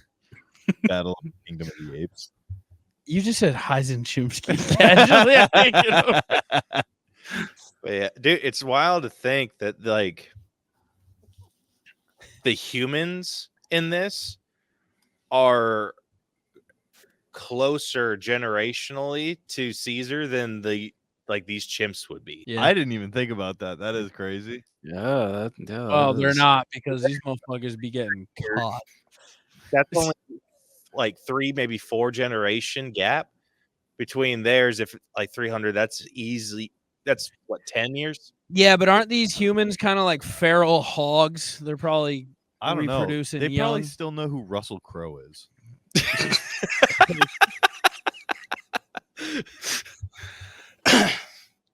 Like if I know who, Oh shit! like who Marilyn Monroe. I know who Marilyn Monroe is. That's what, 60 years? Keep trying to make whatever point it is. You go ahead. You're I mean, it's not that far past. Like they're not making new media. they're dead. That's what I'm saying. So dead. Yeah. Okay. Good job, Hunt. I'm looking something up I like- real quick. I like audibly cheered at the hunting scene with the nets. No, because that He is did. that came straight out of the first Planet of the Apes movie. Okay. ASMR of Riley in the So- movie theater. He was just like, yes. Yeah, because so every Planet of the Apes movie starts with a hunt. You see, Oh, Nice. okay. similar to what Caleb just did to that bug. Every Planet of the Apes movie starts with a hunt. Audio podcast, by the way. And Okay, so 300 years ago for us is Yeah, the dude, 1700s. So that's when it was like Benjamin Franklin, Thomas Jefferson. We Like, know so the that's- motherfuckers. We know them. Yeah. So that's like the gap between us and frickin' and them. So that's like the equivalent of us right now and like Benji Franklin. Yeah, So and we have like an extensive history of Benji Frankie. yeah. So they don't write. Yeah, but that's not about the apes at this point. It's about the humans. They definitely know who Russell Crowe is. So like, No, they're okay, dumb, what would 10 generations be then? So if Benji is 800 years ago. yeah, like 3 or 4 generations away from us. Fucking Alexander the Great. Like, That's sick as hell, dude. Yeah, so that's basically so Caesar is the equivalent of frickin' Julius Caesar and Alexander the Great to these apes. Jeez. Yeah, we're pulling out some frickin' math right now. well, if you go to the original one, Caesar's quite literally just Jesus because they're 2,000 years apart. Oh my gosh. Jesus is 2,000 years. Wow. I know you This guys is wild Smith to people, think but- about, dude. Say his name. ape together strong. Yeah, I'm this having is so much fun. by Also, the the way. ape scarecrows, also a perfect homage. Those are another things where I went, yeah, I watched those. only ones. Yeah, say the ape scarecrows. the ape scarecrows. Hmm. Are those like- those big eggs Yeah. things? Yeah. Yeah, Okay. yeah, those are from movie one as well. That's like the only thing that I know from the original. Yeah, Ah, dude, I'm gonna watch the original after that. I think where 2001's Planet of the Apes freaking killed my ape fever. This reignited it, and I'm gonna rewatch the originals now. the first one's good. What the fuck is the second one? Third one's okay. High pitch whining is number 3. That's 2. The high pitched noise from the second movie, Beneath the Planet of the Apes, made me want to commit crimes. Jeez. Serious ones. Felonies. Yeah. You'll if you know Oh, IYKYK. Okay. All right. The story. Let's get into the story. Where's my thing? Hold on. KOTPOTA. Kingdom of the Planet of the Apes. I'd love acronyms. Koptpada. Koptipta. Koptippa. That's actually just how Donnie from the Wild Thornberry speaks.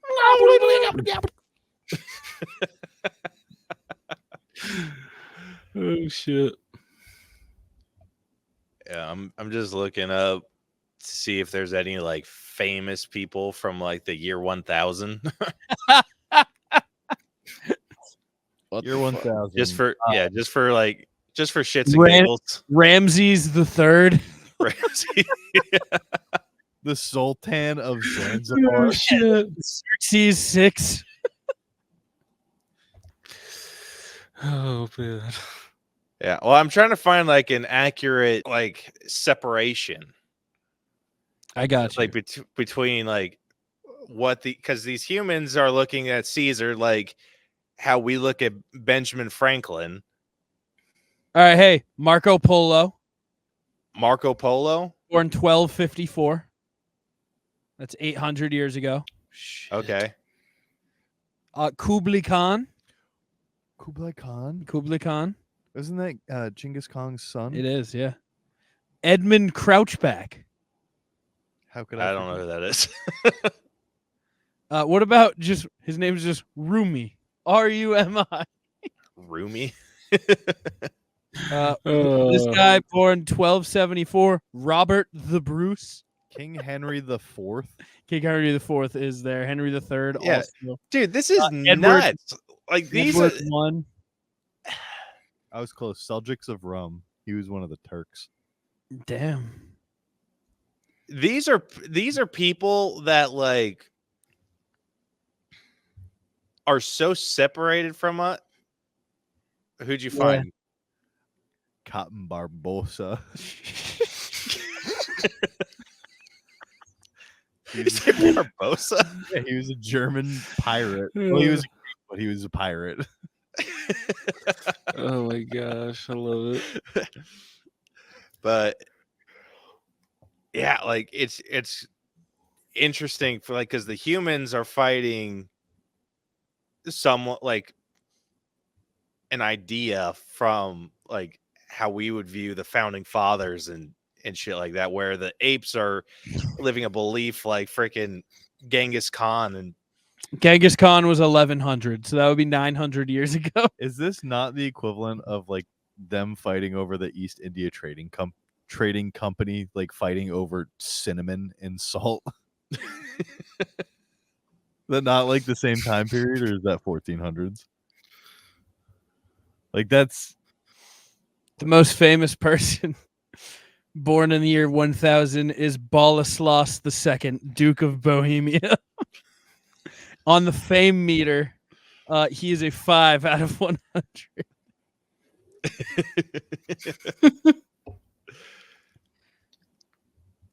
I don't know what to but yeah, do. like how like that's all I could like really think about with this film. Like it's that like the age difference between these apes, like if they're only living 30 years, humans average or like whatever the average lifespan is with these humans, like the generational gap between them has to be insane. And so the way that we view like Alexander the Great, Genghis Khan, all those people, like that's what the apes are dealing with. So like, it's I'm more I'm like you're not even 100% sure that these people said what they said. Like we just have these like records, but So, like, I'm looking at this thing of the most famous person each year.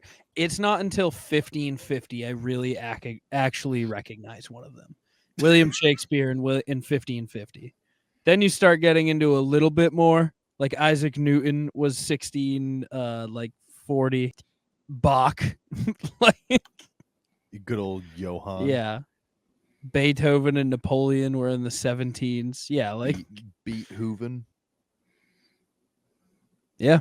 I will say, I think because it was so far removed from like the original not the original, but the new trilogy for me, and I think this might be a personal, I can't like separate the art from the artist, I guess, for lack of a better term, because I spent terrible 7.5, 8 hours with my liege Caesar.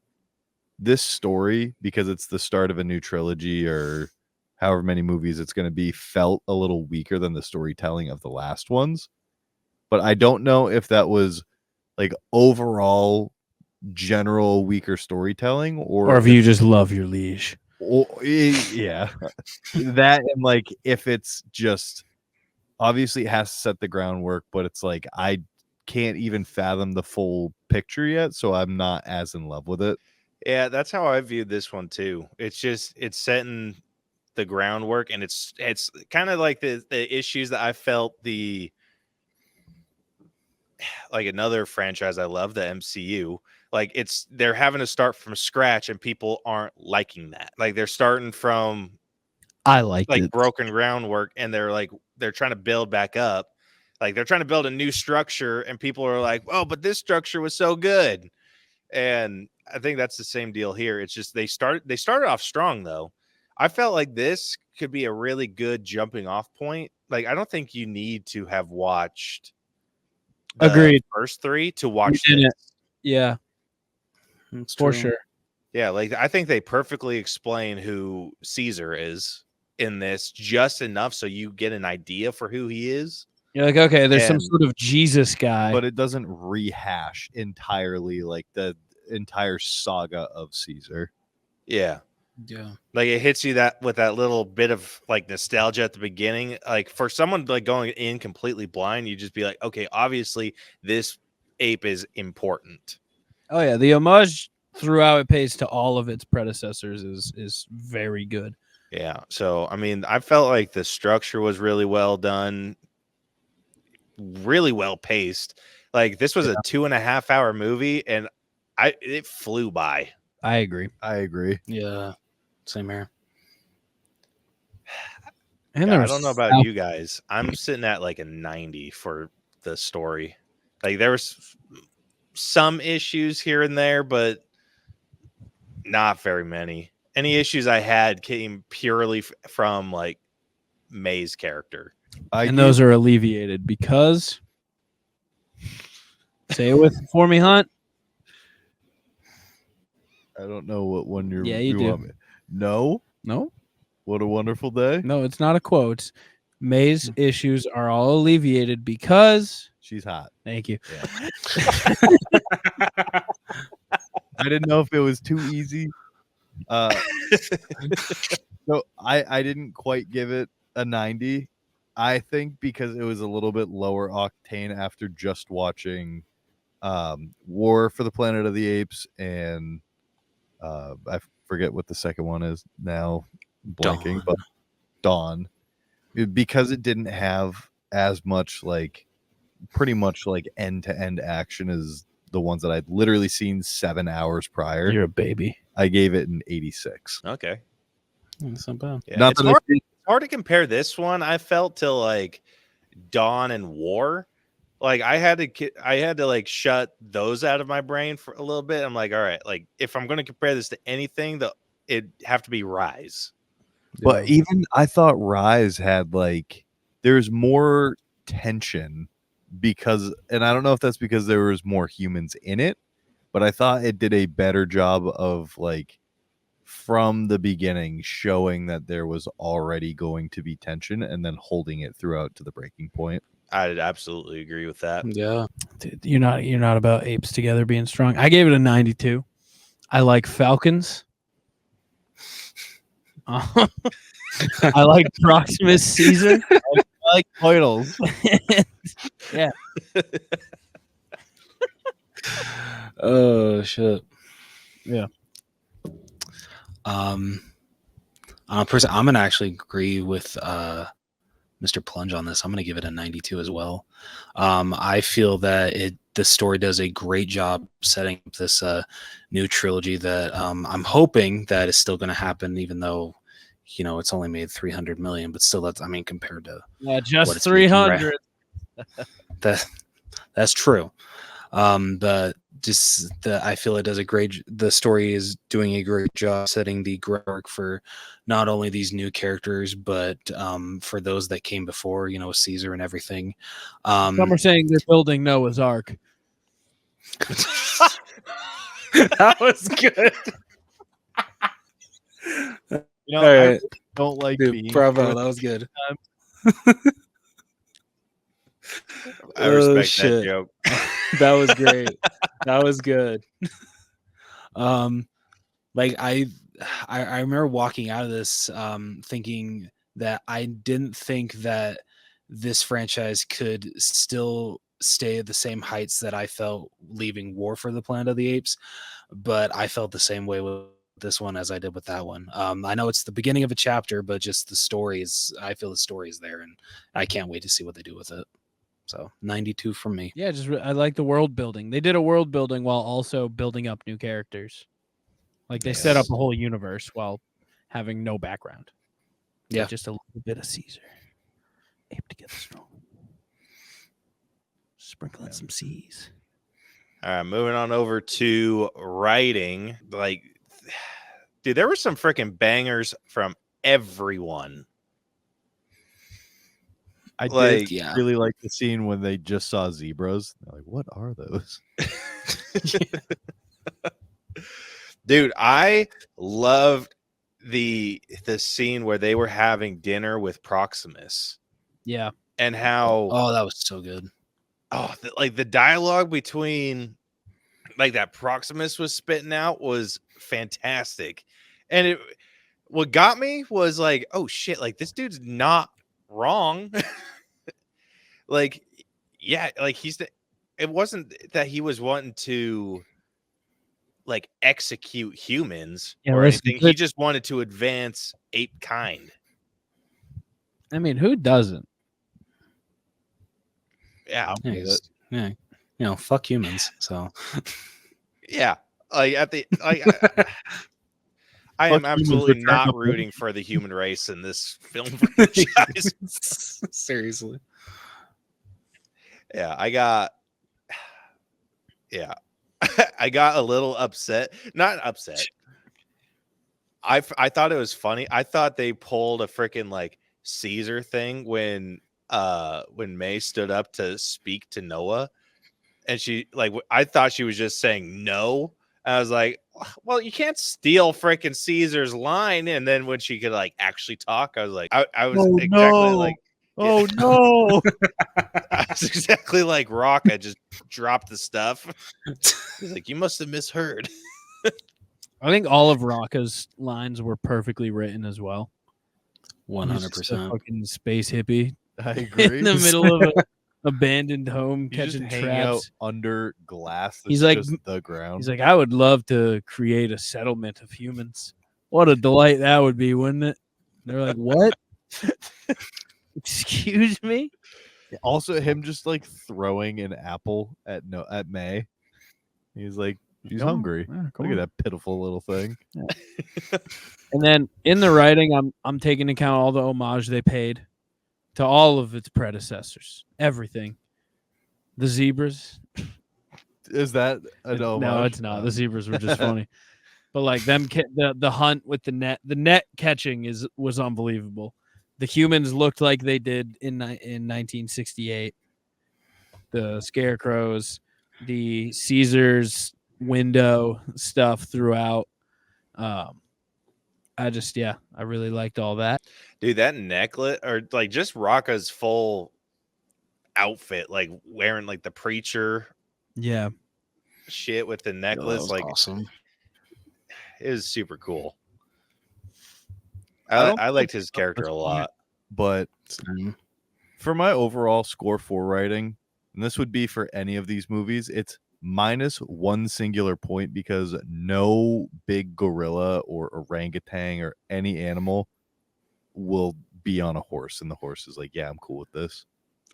So enormous, and they're like, I'm gonna make this horse look like a mini pony. Can I counter to get some points back?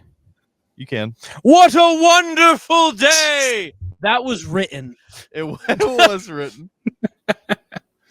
Are you thankful for Caesar's words? I will take it. Inspiration. All right, so check this out. Yeah. This is if this alleviates your thoughts whatsoever. Wait, maybe I might. Okay.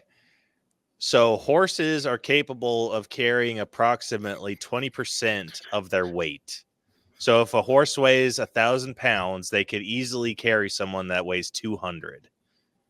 And obviously, it depends on the horse's build and musculature. Aren't Like, gorillas, Clydesdale, it's gonna be 600 pounds? It's less about Someone just asked, can a horse carry a 500-pound person? And it says there's no horse breed anywhere in the world that's large enough to carry a 500-pound person. And I just looked up the gorilla weight, and the average is 300 pounds, but up to 500. Yeah. Damn it. and these are advanced ape. Yeah. They're big boys. So they were probably on the average side if they are being carried by horses. By big horses. Yeah, like by some big horses. Like Ugh. I would have bought it more if like the gorillas were riding like freaking Clydesdales Or ox. or like buffalo. Yeah. I mean, nice. Honestly, if they rode zebras, it would have been a wash. They're like, that's crazy. Dude, I want to see freaking Koba or Proximus on a buffalo. That would just be so badass. I want to war see them on horses. an ape. Can I just say that I was a little bummed when we left Falcon Camp because I was kind of really digging the The vibes. the native, yeah, like native. Papa's bird or Papa's eagle hung out all movie. Yeah, he was did. kind of a dick, which He was was very kind of a funny. dick, but like I really kind of liked the tribal monkey world that we were living in, and then they stripped that from. They said, haha, psych. And then at the end of the movie, But we got back to like their costumes in the CGI in tribal ape world was sick. Just I like that whole setting. The ceremony, the eggs, them getting the eggs. What an opening! seriously. That was That sick. was awesome. That was super I was holding cool. my breath for fake monkeys. Same here. That was freaking I will awesome. Suna, kind of a bitch. Well, Suna's fine. Damn. Anaya's kind Was of a Anaya pussy. the guy? Yeah. Dude, Anaya. It was kind of a bitch. I take back Yeah. what I said about Suna. Yeah, Suna was Anaya's I, but yeah, Anaya freaking was He was getting dumb. his boot stolen all fucking movie. He's in love with Anaya with Suna. Suna's Might be like, in love with Noah. well, He was Suna's a like big simp for Noah. big fuck. Shout out Pride Month. Damn right. Oh shit. But yeah, the writing here was really well done. Also, I liked they're calling back the mission to Mars. He's coming back to Earth. That oh my god, yeah, the freaking thing that they tie or they it was such a throwaway because that was in the Rise or was that Dawn? The little the newspaper article. Yeah. Yeah, that was in Rise, right? I think. It was at the end of the credits. Yeah. Okay, yeah. Oh, pumped. I'm pumped to see what comes of that. Taylor's coming home early. Maybe the woman who got shriveled will be alive this time. Bless you. Yeah. Honey, I Shrunk the Kids is canon in this universe. With all that being said, I have given the writing a 94. Yeah, I had close to no issues with this. I put it a couple points higher than my story, sitting at like a 92. Rose? Uh Uh-oh. no, like I'm trying to think like how high to give it. Because the writing was just amazing. Yeah, you know what? I'm gonna actually go 1 point higher than Mr. Plunge, 95. You know how hard it is to write all of these movies with monkeys who can't speak? At least the first 3. That's impressive. No, that's fair. Hunter's like, I was at a 76. No, I was just I think 1 point lower than 92. 91 is what I gave it. I give it the 92 because That's up to you. you canceled out. Oh, okay. Say his words.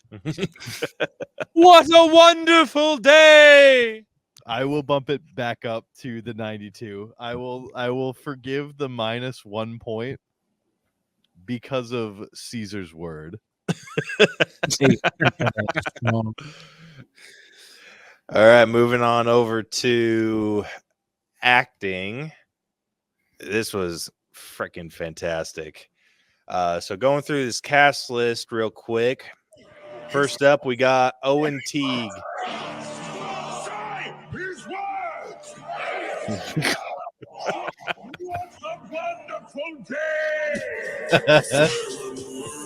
I love Proximus Caesar edits. They're so good. Proximus Caesar hype edits. Oh man. So yeah, so first up we got Owen Teague who plays Noah. Then we got Freya Allen who plays May / Nova or Nova / May. Kevin Durand who plays Proximus Caesar. Then we got Peter Macon who plays Raka. Then we got William H. Macy who plays Trevathan. He plays William H. Macy. Yep. Yeah. Does he ever play a character that just kind of doesn't suck a little bit? No. That's to be determined. I mean, hey, Wild Hogs. What about that movie? No, like in Wild Hogs, he sucked a little bit in Wild Hogs. That's a wild. Well, he was the best character in that movie. I don't know what you're talking about, man. Is that Yeah, Tim they're- Allen's biker movie? They're in talks. Yeah. of Wild Yeah, it Hogs was. 2. that I'm thinking. They're of in the right talks thing. of Wild Hogs 2. The whole gang wants to do it. Are you serious? Was it Tim Allen, Martin Lawrence, John Travolta, and William H. Macy as bikers? Good Yeah. Lord. Dude, he says like they're all on like a group chat. The Wild Hog Oh, boys. that's The Wild Hog. awesome. That makes me happy. I love that. Dude, that's a great movie. Which, funny enough, Kevin Durant's in that one too. He's been getting on my nerves with all of his TikTok interviews I've been seeing. Has he? He's every other TikTok I see. It's just him being like, That I really like how he found my the voice for Proximus. Yes. Like, yeah. I found it at I just Ape Camp. started talking like this, and that's how I got to Proximus. I'm like, okay, buddy, I get it. He's the starving artist type. That's a perfect way to put it. Yep. All right, next up we got Lydia Peckham, who played Suna. I wish. And Travis Jeffrey, who played Anaya. Kind of looks like a monkey. I thought that about the guy who played Noah as well. Yeah. Then we got Eka Darville, who played Silva. That's a good handsome name. gentleman. Yeah. I like that all of these people play apes except for two. One being William H. Macy. Yes, William. playing Mr. Dudley himself. All right, what's everyone's top three look like? whoever Boy. played Proxima Caesar. Yeah, I mean, as much as I hate his TikTok interviews, I will give him one. Yeah. He looks like he would play a killer dad on like a Malcolm in the Middle type sitcom in this photo. Reboot. So true. So true. Dude, he plays some weird characters. Like he played the freaking Blob in X-Men Origins. Freaking speaking, I just found out like a couple days ago he was also in Wild Hogs too. He played I just like said really. that. You did? Oh, my bad. Well, I'm oblivious. I'm I sorry. think I'm hearing in a mirror. This is like a textbook interaction between me and Riley.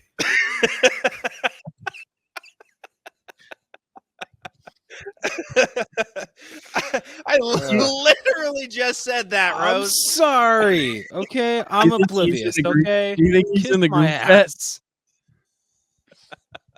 The Wild Hogs group chat. Yeah. The Probably Hog not. Boys? Did you guys know that there's a group chat for Wild Hogs too? Did you know they might be making a second movie? No way. The whole gang's there. What? Did you know Kevin Durant was also Stop. in Wild? Pay gonna attention, Rose. My number 2 is gonna be the guy who plays Rocca. Yeah. Every line was executed perfection. I liked him a lot, and when he kicked the bucket, I was sad. We don't know that for sure. True. According to the end credits, they say that that's him. So I am hope a it's him. Rocca stan. I really hope it's him. But I'm also going off of the information that I don't know if it's 100% true because Tim Burton, that apes can't swim. He dude, did just write pretend that the Tim Burton one never happened. Like that. Just did do write that. I wish I could. Town or whatever the movie is. I'll go with Noah's actor as well. I, I didn't think- have a third. I think I'm going to put him in my third. He was good. Yeah. He made me like a lead following Caesar. That's a hard role to fill. He looks like he's got something in his cheeks, like bubble. A whole cheek full of double bubble. Oh shit. Yeah, I would put him at my number 2. I'd put Kevin Durant at number 1 though. And then my 3 was hard. And I think I'll give her 3 just because she's supposed to play someone that we aren't supposed to like. That's true. Ultimately, is Freya Allen. I thought she freaking killed it. And She's hot. I thought that was going to be Caleb's reasoning. That's kind of my reasoning because I'm throwing Suna as my number 3. That lady was attractive.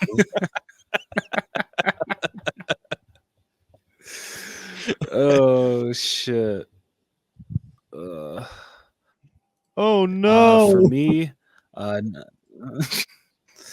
number 1, I'm actually gonna be a little different from you guys. I'm giving 1 to Owen Teague. Loved him as Noah. Great. If there's an ape that is a great follow up to Caesar, they got him right here. Loved his performance. 2, I think I'll actually wait. No, 2.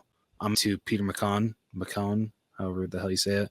Rocca, loved him, fantastic. Everything that everything that he was trying to do to keep the teachings of Caesar alive and what he stood for, loved. And then number 3, I'd give to Kevin Durant, who played Proxima Caesar. Amazing. What a wonderful day! Like when it comes to villains in this franchise, I feel Koba's number 1, but like Proxima Caesar is a close second. They have 2 really good ones. Yeah, dude. At the end of this, I didn't even really consider him a villain. I think let me say this: if he didn't go full douchebag at the end, when all like the Eagle clan is trying to like run away and be like, oh, I'm gonna like force you guys to like bend the head or whatever he was saying. Yeah. If he would have just like stood up and just being like see what trusting humans has brought, like if he would have pulled that shit, he gave another speech. Yeah, I would have. Dude, the preacher starts preaching. Yeah, I would have been totally game for that. Totally game. Yeah, I'm like, dude, like if you would have just like accepted what happened and just like let our hero kind of revel in what he's caused, like that would have been the shit. And I'm like, and we would have gotten you for another movie. But yeah, the acting was so good. I might be higher in even my writing on this one. Like, I'm thinking like 93. That's what I had. Yeah. I feel I need to get. I'm taking a responsibility to give these movies their acting flowers because no one did for the original 3. Where Andy Serkis fucking deserved awards, I will give them their flowers now. Dude, the fact that this got beat out by some bullshit movies pisses me off. I did run it back at a 92 as well. Nice. Just all of the voice acting, and it was a lot of mocap too, right? It's all mocap. It's all mocap. Which, I mean, like, as far as like modern CGI over mocap stuff goes, this was like head and shoulders above anything else that I've seen before as well. And I think it was just masterfully done, and I'm excited to see it get even better as the movies go on. Yeah, I mean, they're still constantly trying to think of ways to develop this technology, and they send them to monkey boot camp for 6 weeks.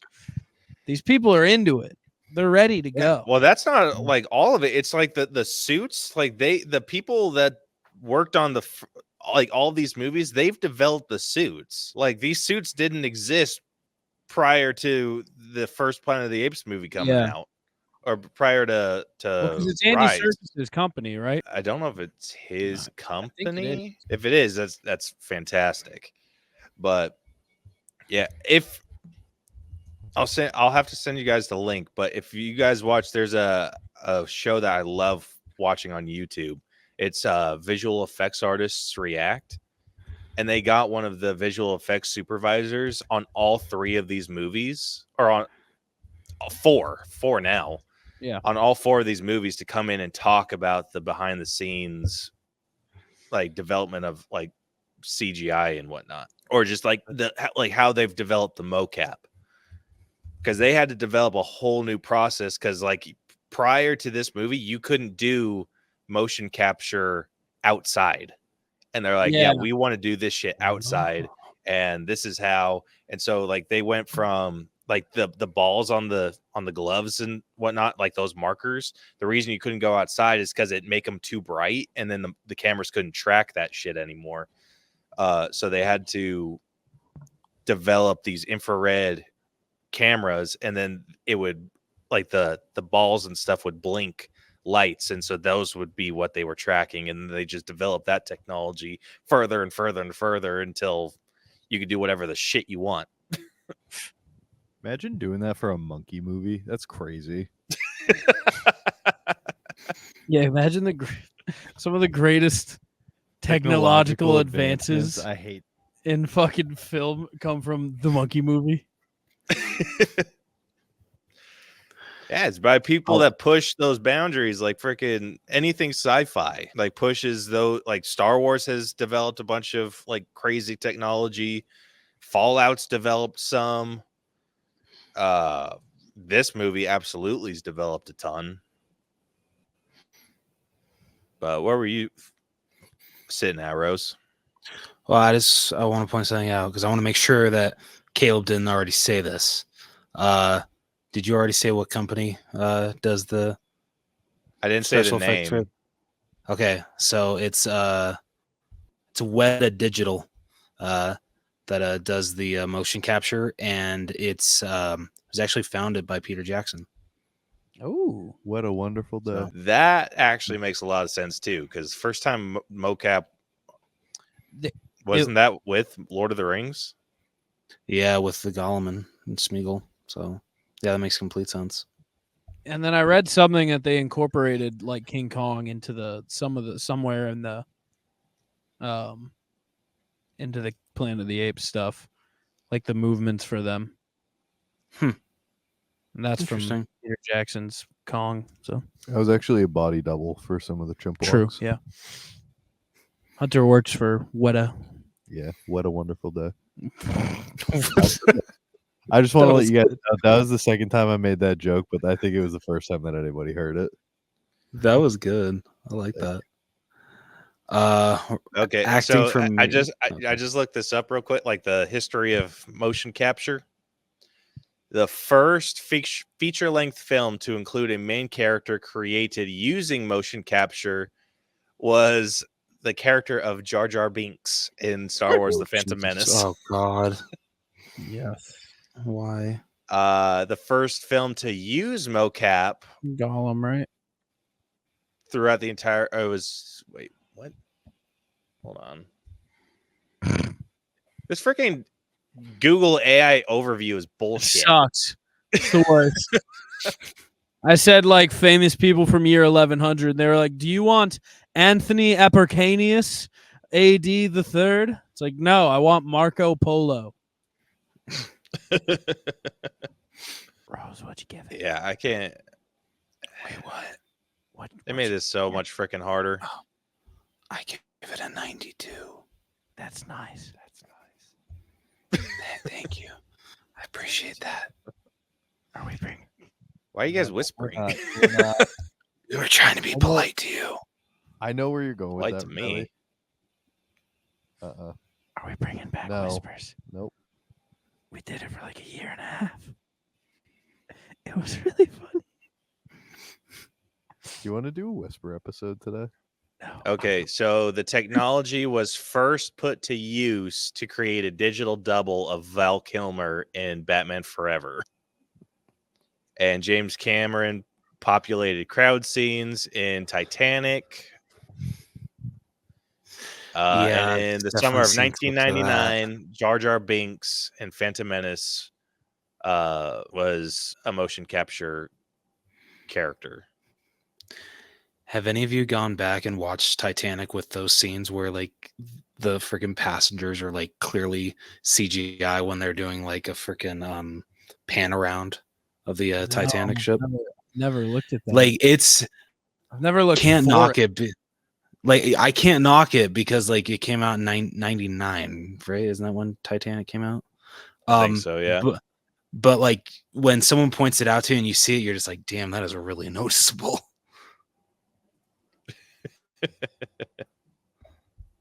Like is pretty bad. All right. Next up, we got character development. So obviously we kind of had to do this on Noah. He really is the character who developed. So.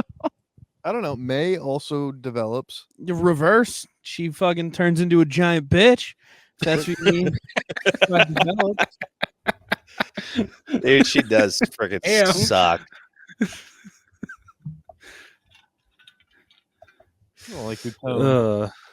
I don't like how she turned on the ape species. They were hunting her. She was kind of in the right. She was justified. Yeah. Dude, you can't blame anyone. Like May, you can't really blame, but I think it was the way that she was just like totally anti cohabitation. And she's like, yeah, no, like we rule over you. Or that's how it's supposed to be. And then she bounces. Like, I think, yeah, she kind of spin. Yeah, that kind of sucks about her. But I think Noah goes through a pretty decent arc. Like, he starts off kind of being like a naive, young young boy. Can't get his heads. Yeah, and then he goes through this this little adventure, discovers religion. Little adventure. His people were enslaved. And then he found God. Thank you very much. Yeah, that he found his best friend died, and his only other friend on Earth tried to murder him and his entire species. And then he killed Hitler, Ape Hitler. Yeah, I love making the end different versions. Every big movie franchise just revolves around running back the Holocaust. It's true. War for the Planet of the Apes was just monkey Auschwitz. Literally monkey Auschwitz. This one was more of like monkey Berlin. But dude, I liked how he actually the whole entire beach was kind of one big concentration camp. It was just Normandy. Yeah. They literally were capturing monkeys from all over, bringing them in via vehicle and putting them to work. Oh, shit. Yeah, in order to fund and furnish their war. That's the metal door. What does that mean? Well, against the humans, they needed all the weapons. Also, can we talk about how they water doesn't disperse like that? No. It was 10 minutes of them trying to use thermite to open the door, and then a bunch of monkeys exploded. And they're like, "We'll try again tomorrow." Water doesn't disperse like that. That was my water doesn't disperse when when they blew the dam. Yeah, it wouldn't fill up all the way like that. At a certain point, it would stop. All right, particle physicist, shut up. Yeah, that's me. They were at the top of the dam, weren't they? Dam or they were the dam vault. Wasn't all that. The dam wasn't all that. Down. Yeah, but then the vault also went up. They had to climb to get into the thing to get out. Yeah, but that wall was freaking high. Like the dam holding the water back was pretty freaking high. I'm gonna need another watch. I don't like water works like that. I'll reassess. Yeah, it made sense to me just because it's like, okay, the water level's up here and all the shit's down here. But the vault went up. Yeah, I mean, it didn't follow them up. It did. Not all the way. That's how Silva died. Silva died because he was chasing Noah through some tiny ass pipes. Yeah, he's a big dum dum. He called him the audacity. Call me a big dumb gorilla. I literally have a video of you acting like a gorilla. Impossible. Oh, Uh, but yeah, I felt like Noah went through a lot of decent growth in this. This is probably maybe like one of think the it- weaker points of the movie. Yeah, I think I have it as my weakest yeah, link. fair. Yeah, where are you guys sitting with it? I'm at an 86. Anaya also had decent progression. He came through at the end. Yeah, he stopped being a little bitch. The mom Dude, was I knew that whole scene was coming. I'm just like, Mm. because I don't think they gave it like time to like set. no, 'Cause it was almost immediate. He's just like, no, I'm not going. And then immediately, like, you need someone to climb. the mom was kind of like, Shh, you gotta listen to Monkey Hitler. You gotta, you naughty. You gotta listen to Ape Hitler. I was like, no, I don't. Shut up, mom. I thought the parallels between Caesar and Noah were enough growth for a first movie, like starting off this whole series of probably unfortunate events. I gave it a 91. Okay. Hell yeah. Where are you sitting, Rose? I think I'm more so on the levels of Riley or Mr. Plunge. I'm sorry. Thank you. I apologize. You're welcome. Welcome. But I am just gonna. I'm just gonna be 1 point lower at an 85. And I'm 1 point lower than that. I'm at an 84. There.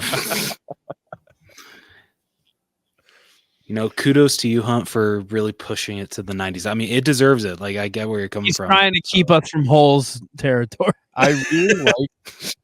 Well, I should say, I keep wanting to call him Maurice, and I Raka. Raka. I feel it's a lot of people. Oh, a lot of people are. Even though he was gone pretty early on in the movie, I could feel the echoes of his character through Noah, True. and that's kind of what pushed me up a little bit higher than you guys. That's So it was good point. storytelling without the actual character or spoken words, Which really, I like that. Raka's words are Caesar's words. which developed Noah. Yeah. Caesar developed in this movie. Yeah, Wrong from one guy, Yeah. well from another. I think that's just what's so interesting about this movie. It's like Raka and Proximus, they honored the same words. It's just their interpretation of those words are different, which if you break it down to it, that isn't that what religion is? it's true. Proximus is breaking Koba's words. Speaking Koba's words. Are you a Caesar denier? No, I'm not. Kind of seems like it. I'm Kinda not a seems like Caesar it. denier. I'm just saying that there are a lot more parallels to Proximus, Caesar, and Koba in the words he preaches than Caesar.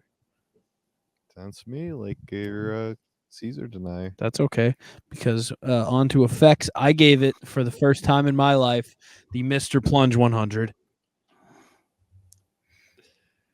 Dude, I had such a hard time trying to find or notice anything.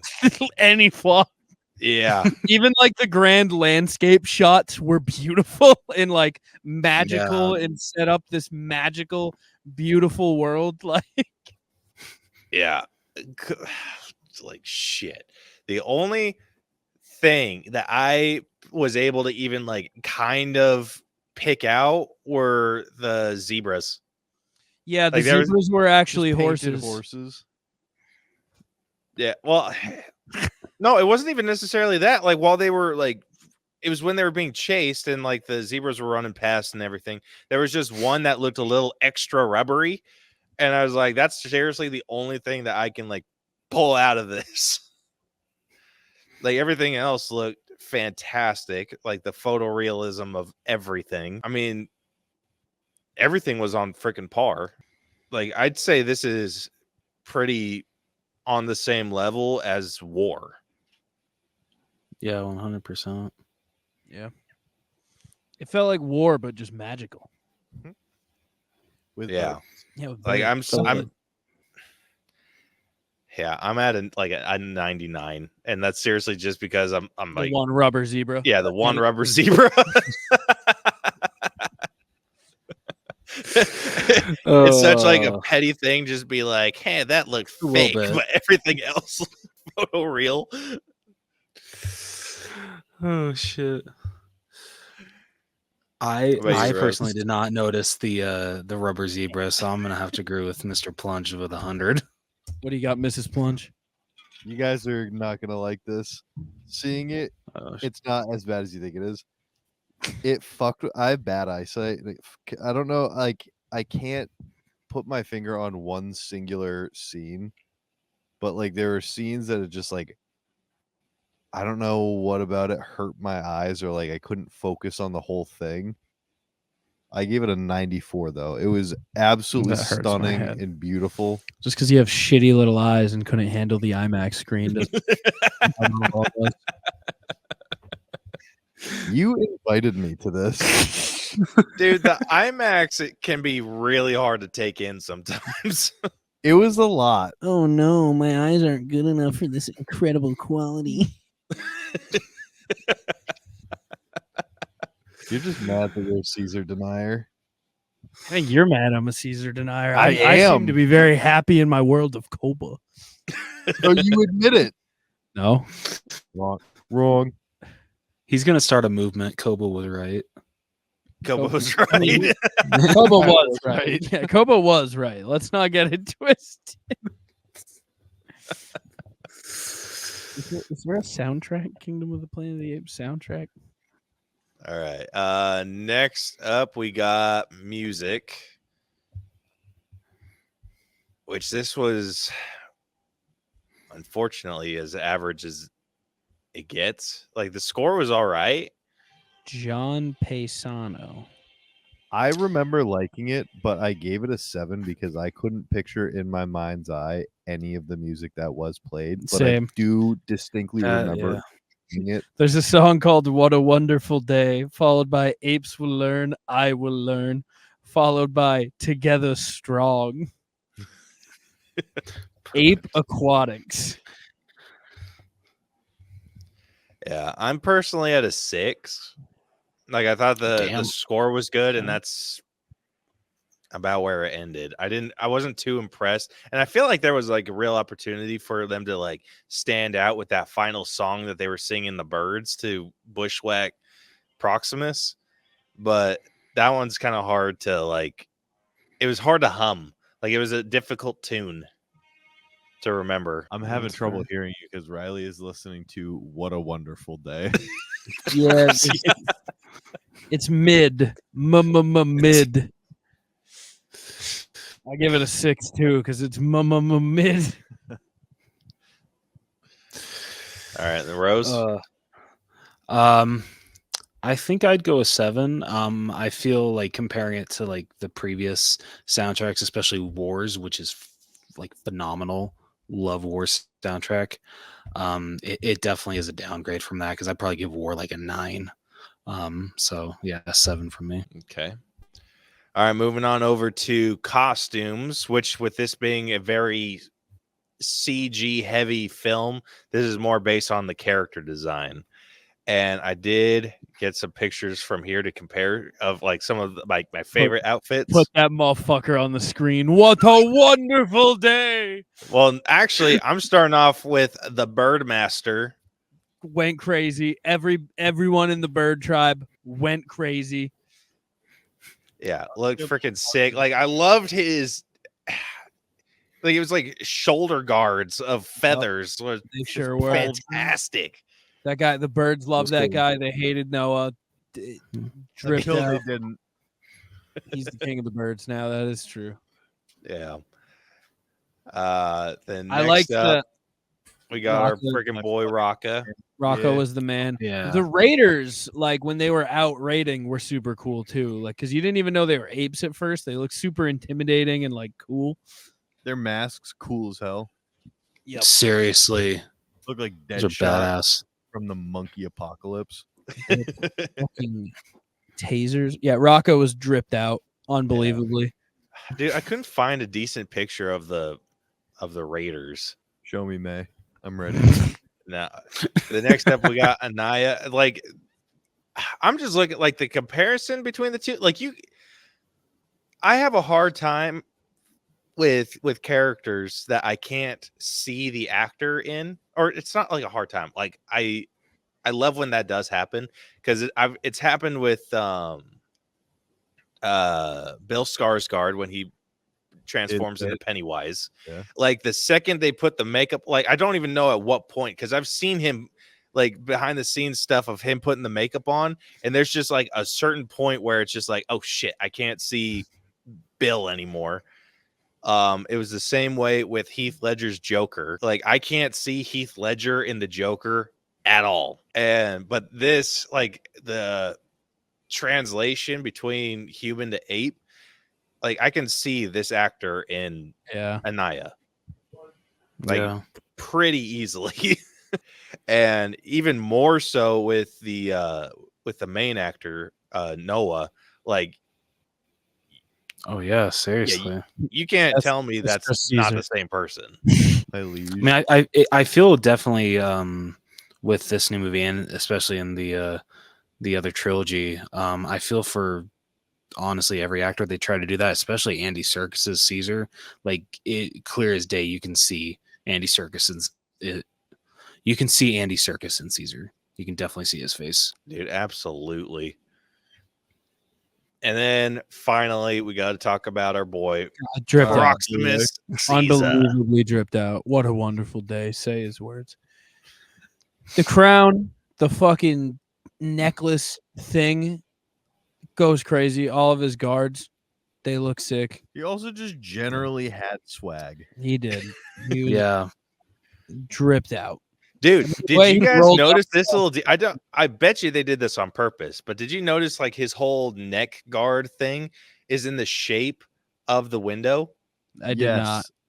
Oh shit! Because it goes down like a spike on the back too. So like he's got the spikes on the shoulders, spike going down the front, and then the one going down the back. So I mean, it's the shape of the Caesar's window. That's bitching. And then freaking Silva back there looking like a freaking boss. Yeah. And I forget what his name was. I think it's Lightning, the one that's in the puffy. Yeah, it's Lightning. Like the fox shawl. Asshole. Gorilla heads look like kiwis.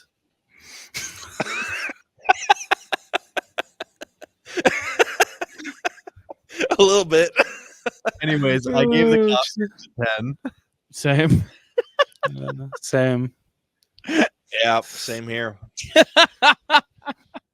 10s across the freaking board. Yeah, love it. Yeah, like for me, like this was already like this would if it would have just been plain apes, I probably would have been at like a 9. But it's just something that makes a movie stand out is a solid silhouette, and you couldn't freaking just black this character out and not know that it was freaking Proximus. If you did the who's that Pokemon, it's Proximus Caesar. Yeah, absolutely. Like in any pose too. Like he wouldn't even need to be in like his arms up pose. Like he could be literally just sitting like me and Riley right now. You're like, yeah, I know him. Yeah. And then Noah, I feel like though his silhouette isn't as distinct, like it does I felt like they did this on purpose. They chose an ape that looks very much like Caesar.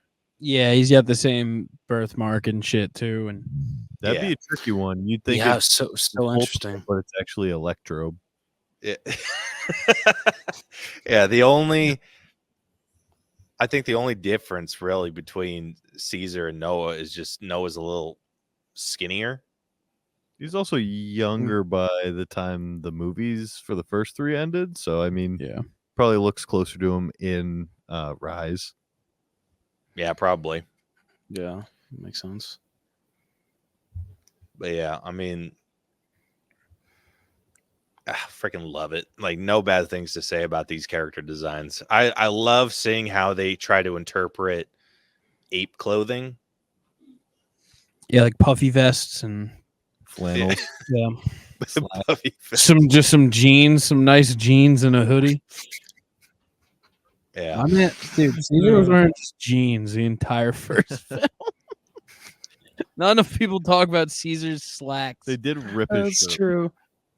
Guy was wearing slacks the entire film. Dude, I thought he looked cool as hell when he was wearing the red Rocket shirt. was beating his ass and he was in fucking work slacks. What happened to you? I got jumped in my Carhartt pants today.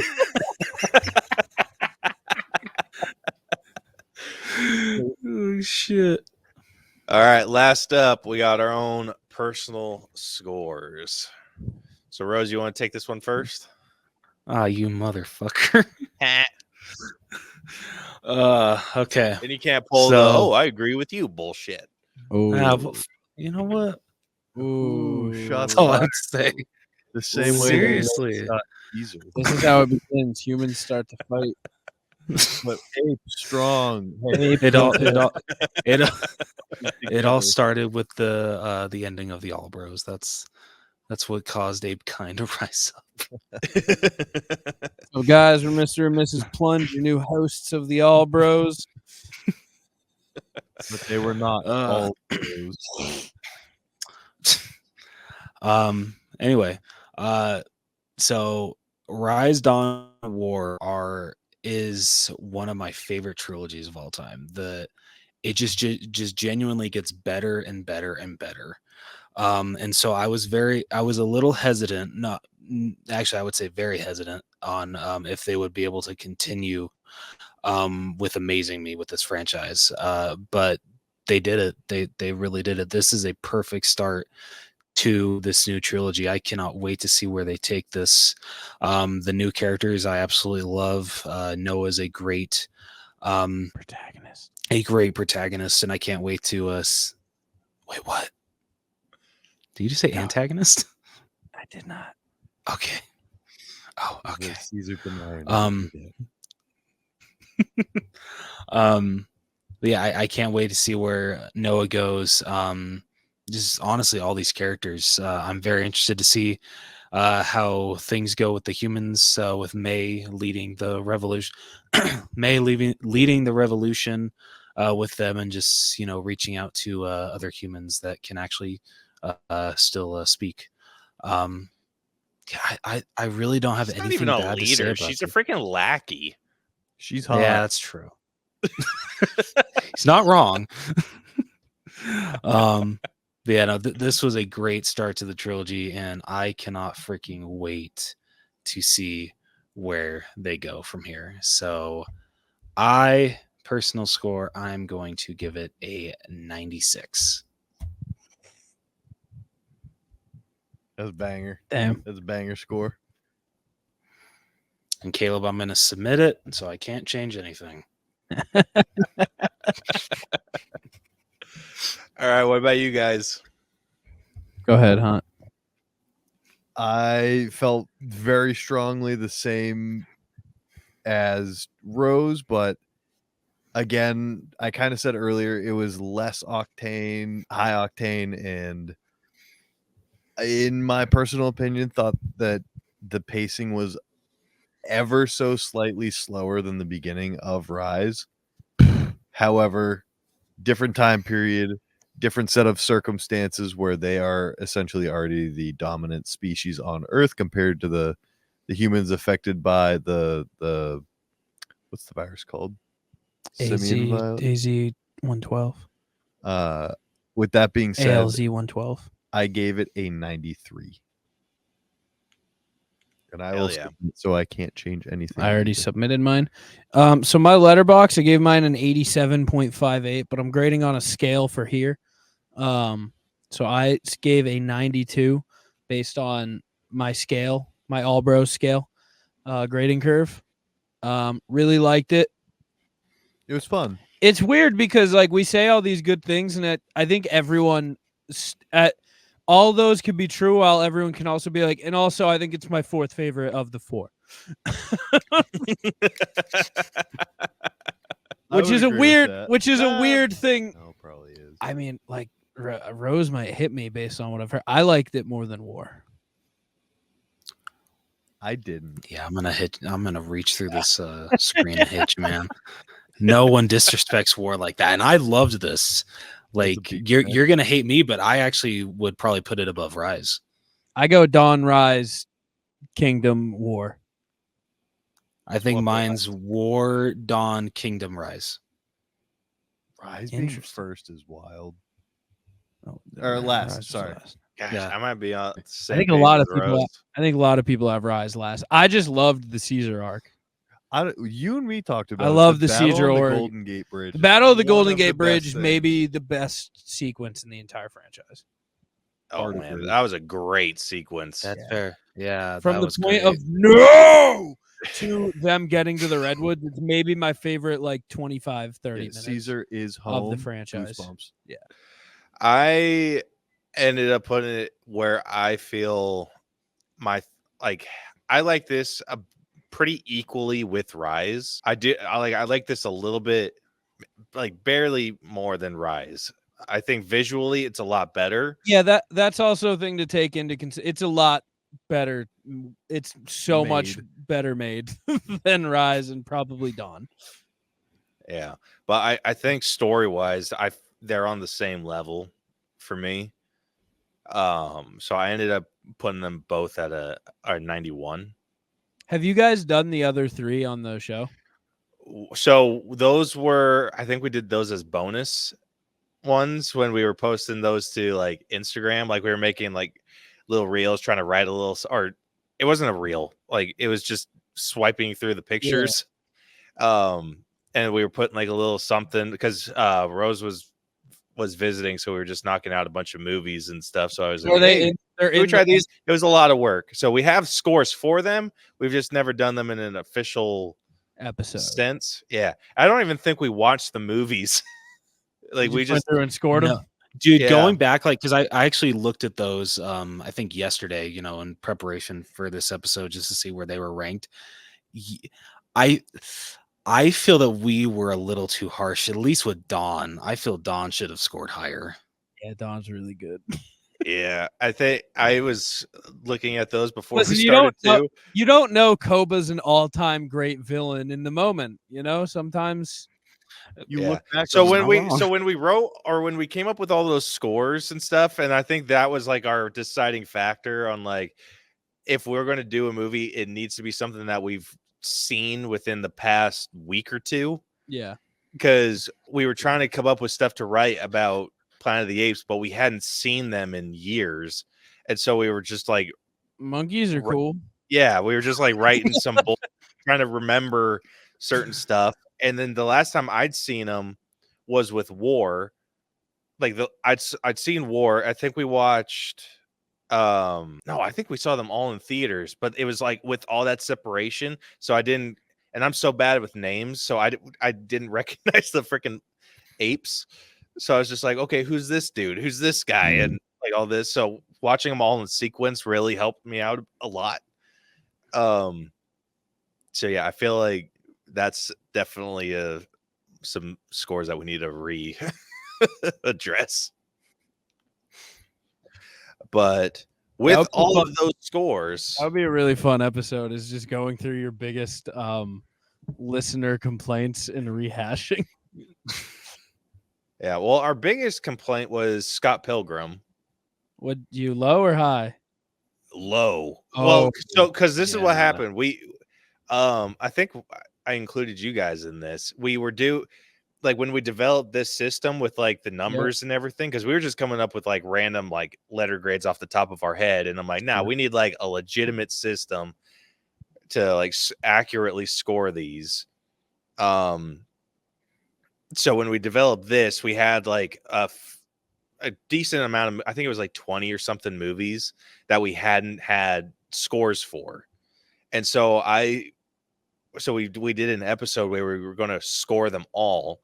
And so I sent it out to a bunch of people and I was like, hey, here's a list of movies. rank whatever or score whatever ones you want based off of this system. Go. And one of the guys that sent a score in for Scott Pilgrim hated the movie. Yeah, that'll And do we it. really liked it. So our scores alone, it was like at an A-. Yeah, I think you got to do a rehash. Yeah, well, we did. Yeah, We did with that one. But the Make yeah, Right Scott Pilgrim episode. Yeah. So what we did with that is before my kid was born, we recorded a bunch of like watch-alongs. Yeah. So we just like recorded ourselves watching Scott Pilgrim and did like a score while we were watching it. And it got back up. It wasn't at an A- like it was the first go around. Like we were more at like B+ range, but it was a high B+. All right. So there's that. Yeah. So we went and redid those and some other ones that we had complaints with. Like we did Deadpool 2. That one was pretty low. And so yeah, so we need to do one for Planet of the Apes. Especially after having just rewatched them. Yeah, a quarterly Redux episode. I'm all in on. Yeah. Fully support. All right. Going through these scores real quick. Starting off with story. We are sitting at a 90. That's good. Writing got a little bit of a bump, sitting at a 93. The acting got 1 point lower, or less than 1 point lower. It's sitting at a 92.25. Character development is where this movie took a bit of a dive. It's sitting at an 86.5. Holds territory. Yeah. The effects are the second highest category, sitting at a 98.25. You fuck. Look at me, but that's directed. No, that's directed at Caleb, Mr. Plastic Zebra over there. All right. All right. Next up, music. We are sitting at a 6 out of 10. The costume or character design in this case is sitting at a 10 out of 10. And then our personal score ended up averaging out to a 93. So with that, the final All Bros and Plunge letter grade for Kingdom of the Planet of the Apes has come out to A-. No. I'll take that. Yeah, that's good. I'll definitely take that. Never had an A-. What a wonderful day. Yeah. Like it's in a good zone. It's a 91%. All right. Flat. Which 91 flat. Damn. That's awesome. Yeah. That rarely ever happens. But it's so right now it is tied. Like exact same score as How to Train Your Dragon: The Hidden World. Yo, I like that. That's good shit right there. Yeah. That's Sometimes awesome. The crossover in my life between different things is alarming. How am I both sides of a crossover? I don't know. All right. So do you guys want to hear what this is below first or what it's above? I would like to hear what it's below. Same. All right. So like I said, it's on the same level as How to Train Your Dragon: The Hidden World. Banger. It is. A movie's a fucking banger. A slept-on banger. True that. Dude, I feel the whole How to Train Your Dragon trilogy is. Unbelievable. Yeah. All right. So this is sitting below Once Upon a Time in Hollywood. Okay. It is below The Holdovers. Okay. The episode I was not on, but in my head think I was on. Yep. Continue. It is below Puss in Boots: The Last Wish. That's funny. All right. Ooh, this might be Uh-oh. controversial. It is below Shang-Chi and the Legend of the Ten Rings. Oh, yeah. Bullshit. No. I don't hate that. Nope. Yeah. I hate that. I like It is below Creed 3. correct. Yeah. And then Shout out finally, Connie. it is below Coco. Yeah. Yeah. Tell me what it's above. Put it on my I've plate. seen Let me eat it 0 up. of Nom, those nom, nom, nom, movies. nom, nom. You haven't seen Creed 3? No, You haven't seen Creeds? no, They're just You haven't seen rock, Coco? brother. I haven't seen any of those. Brother, I'll give you my 3-disc box set. I'm starting House of the Dragon tomorrow. Good. That All right, going the opposite direction. It is sitting above Turning Red. that's too high. That movie got way too much hate. No, that movie got way too much love by you two specifically, apparently. It is above Tusk. What are these real movies? Now, are you saying are you saying this movie's above because they're like in the 70s range, but technically what you're saying? No. These are all they're right A- above. movies. Okay. Hey, It Caleb, is- can that be one that we regrade? Can we regrade Tusk? No, we can't regrade Tusk. Damn it. What the There is a bigger gap between Kingdom and Tusk than Kingdom and Creed 3, if that helps. Okay. So the difference between Kingdom and Creed 3 is 0.3%. The difference between Tusk and Kingdom, oh, it's also 0.3%. Never mind. I was doing bad math. I also vote for the Tusk Redux. Thank you. Dude, Tusk was some good shit. Dude, I I'm don't- sorry. Rose, did you just miss that episode? Was that just Caleb running wild? No, I was there. No, I was there with his cousin Vic, and like honestly, thinking dude, like you- now more about, yeah, like no, like seriously, like thinking back to like how the movie is, you know, like just thinking. Did you about, like, let I'm their sorry, it's so much words- lower. Damn, Let that your words influence you. I think I did. I'm sorry to say you that, Caleb. listen, I think we I can't did. tell. I can't tell because this is so it wasn't until like a little later that we started separating the scores, like Yeah. between like my scores and Rose's score. And then yeah, so this is one that like it's a combined score, so I can't tell who gave what. Damn. Rose actually So gave it even 9. more of a reason to do a regrading. Got it. No, forget you. We can't just go and regrade everything. But you can I feel regrade that one has Tusk. reasoning. Yeah. You're wrong. I I'm think getting you Vic need on to that tell one, your too. AI prompt to make a little script for asking the people if they want a Tusk redo. All right. Let's see. This is also sitting above Promising Young Woman. These aren't movies. I'm convinced. All right. Here's one that you might You know. think, you think so? It's holes. Yeah. No, it's not Holes. It is above Holes, but it is above Sonic the Hedgehog 2. I have seen that. What? Good. Yeah. All right. It's Very- above Doctor Strange in the Multiverse of Madness. I know It's that one's too real, but I close to haven't that seen one. it. It is also above the Weird, the Al Yankovic story.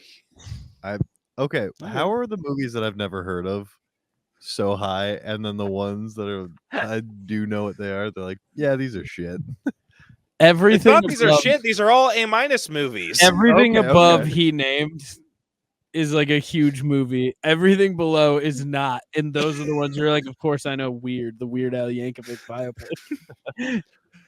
The Weird Al Yankovic. I'm Is still it- blown away you haven't seen Coco. That just blows me away. I don't even know. Is that about the signing gorilla? Remember me. No, Is it Coco's the musical? one about the kid that visits the land of the dead. I don't know that. I actually got mad about Coco the other day, like literally yesterday, because in my Greatest Showman obsession, I went, this movie obviously won the Oscar for Best Song and probably was all 5 nominees. And then I looked it up and it did not win. Coco won Best Song. You know, I got to agree with you there because This Is Me, I feel is actually a better song. Like, don't get me wrong. Like, Remember Me is so good, Big-breasted, amazing. bearded- who's But fighting This Is for her Me life. is such a banger. It's so freaking good. It goes so when crazy. the bearded lady with the big bong hong dong bongaroos came on screen, I forgot that she was in the movie, and I was like, "Damn, she's got some cannon." What was that you said? What the? All right, you guys want to hear? bong hong dong Hold on. bongaroos? Hold up one more time. The bearded lady with the big bong hong dong bongaroos. Yeah, that's Oh my god, I love that. It's the perfect way to put it. go ahead, Kim. All right, you guys want to hear the Yeah. ranking of all the Planet of the Apes movies? I You want me to do. say bong hong dong bongaroos again? I gotta write that down. Here, we'll do. Bong Hong. It's no, it's. If we hold on, no laughing. I'll give you the soundbite right now. Bong hong dong bongaroos. Bong Hong Dong Bongaroos. Yeah, dude. Nice. You're going absolutely crazy. The He's bong getting hong it bong down. donga bong longaroos. Wilson goes crazy. Dude, are you jorkling your peanuts right now? my jorping my peanuts. Yeah, let's hear the rankings of the four movies. All right. So starting off, so we'll go bottom to top. So sitting at the bottom at an 89.25% is Rise of the Planet of the Apes. That's far too low. That seems right. Let me pull up my rankings too. I'd like to know. Then in third place at an 89.87% is Dawn, Wait, sorry. What do you have Rise at? 89.25. Okay, I have Rise at 90.01. So we're pretty close. Dawn, Dawn is at an 89.87. I had 90.84, almost within a point. Oh, wow. Then in second place is Kingdom at 91. Hell yeah. And then number one spot is War at 93.12. God damn. I had War at 87.12. Yeah, so Dawn and Rise are sitting at a B plus. War and Kingdom are sitting at an A minus. What's the number one movies you guys have? The number one movie? Yeah. Is it a real movie? I'm gonna ask. Oh, Yes, it's a Avengers. real movie. It Avengers is Infinity War. Spider-Man No Way Home. I like that. So our top five is Spider-Man No Way Home. Avengers. Nope. Guardians Volume 3. Yep. Volume 3? Yeah. Your number 2 movie of all time is Guardians Volume 3. Yeah. Okay, carry on. Then Barbie. Nah, that's gotta go. That's- I'd like a Then- Redux I'm guessing episode. number 4 is No, because Caleb didn't Op- like that movie as much as I did. Yeah. Then number 4 is Across the Spider-Verse. I like that. And then number 5 is Bohemian Rhapsody. that movie goes insano style. That's such a good movie. Yeah. It is. And then let's see. I like you guys. Yeah, so War of the Planet of the Apes is number 9 of 10. Let's go. Yeah, like we don't even, so the only one that beats that one out is Endgame. So like what the hell? I'll just keep going on. Number 6 is The Ballad of Buster Scruggs. Fake movie. Yeah, Go on. agreed. Then 7 is Teenage Mutant Ninja Turtles Mutant Mayhem. That's a fantastic movie. I haven't seen it. You but should I watch that believe one. It It's goes crazy. Yeah, then Animated in the style of Into the Spider-Verse. so good. Then number 7 is Avengers Endgame. Or number 8 is Avengers Endgame. Number 7 Then- is Hong Kong Dong Yeah, what's- Bongaroos. Yeah, Extravagant. then 9 is War of the Planet of the Apes. And then 10 is Room. Tommy, Like, I what? forgot we Room? ranked it that high. Tommy Wiseau. No, not Steve? Tommy Wiseau. No, That's not- the not Brie that Room. Larson. Oh, Yeah. you're talking Brie It's Larson. the sad, depressing one. Yeah. What the You're fuck? thinking of The Room. I am thinking of the room. Yeah. That's hilarious. That rounds out the top.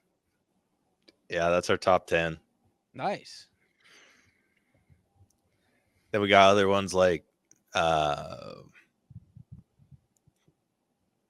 after that's like Infinity War, Black Panther, Wonka, Into the Spider-Verse, Bob's Burgers movie. That's too high. Too high for Bob's Which Burgers one? movie? Such a standard movie. Dude, the Bob's Burger movie's awesome. Burger. It was good. It was just a standard episode of Bob's Burgers, but a long murder mystery. I think we applied for that. We dug it. Yeah. But yeah, so that's where it's ranking right now. I like it. I like the list. And I like you. I like that the numbers don't need to mean anything. Ain't that right, DJ? Yep. DJ has beef. Yeah. He has a little bit of beef because he says that the ranking's more important than it is. We really care about the grade. And we feel like the grades are accurate. The percentages, not always. As you could tell through our what it's above. Yeah, I mean, half of the movies in the top 10 aren't real. So no, I'm with DJ. All right. Well, I believe that wraps up this week's breakdown. So you guys want to tell everyone where you can find your guys' stuff? Nope. What you do? I'm just kidding. Riley, hit it. Me? You think I know any of this? No, you don't. Go to that's not live anymore. At Plunge Podcast everywhere. Check us out. The Plunge Podcast on all streaming services. Come check us out. We've been known to monkey around lately, so come check us out. Yeah, we really been new boot goofing on monkeys. InnerCirclePN.com. That's the spot. Thank you guys for having us. Yes. Can I have one request? Unless you already have like a naming format. They do. Can I make a special request that this episode is just bong hong dong bongaroos?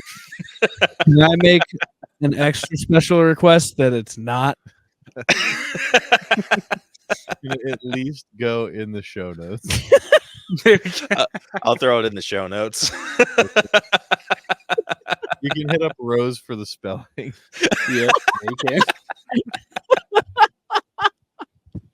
Thank you guys for having us. I had a good time. Yeah, thank you for coming on. It Absolutely. was a blast. Hey, you guys are welcome anytime. Like we're gonna. As soon as I enter, You got instant invite for the next 5 or 4 movies coming out. What are the next 4?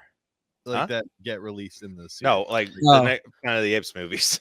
Oh yeah, true. Thank you. And then- yeah, we yeah, will and- take those up. We'll be here. Yeah. Only and if then whatever other ones Only if guys you wanna do. only if you rehash Dawn. Yeah, as soon as I entered Monkey Mania, I texted Caleb. I was like, I need to be on the Apes episode for Kingdom. He's Yeah. like, "Dude, yes, you got it. Yeah, but anytime you guys want to join whatever movie, we're not picky. It's true. Are you doing Furiosa? I think we will eventually. I need to watch the first Mad Max, Oh yeah. but I've been trying to get. I mean, he might not know this, but I've been holding on watching it for the first time because it's one of DJ's favorite movies, Oh no. and yeah. he didn't get to see it in theaters. So I'm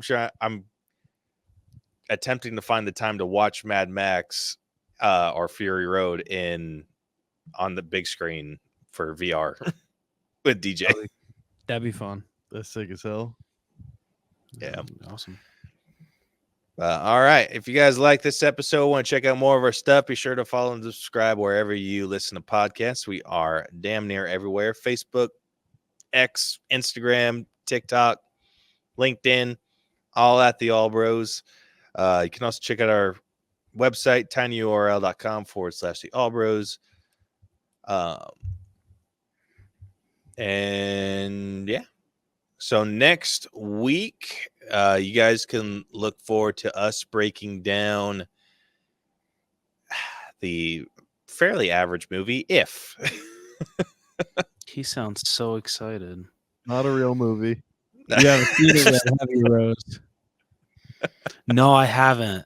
But freaking, I love that Caleb's just like, it was okay, it was meh. But then freaking, our friend Sam like absolutely loved it, and him. Did and he his wife, really? and- yeah, Dude, especially what his the hell? wife Stacy. Like she she can't wait to buy it when it comes out on Blu-ray. Like I got two conflicting views here, so I'm curious if I'm gonna love it or hate it.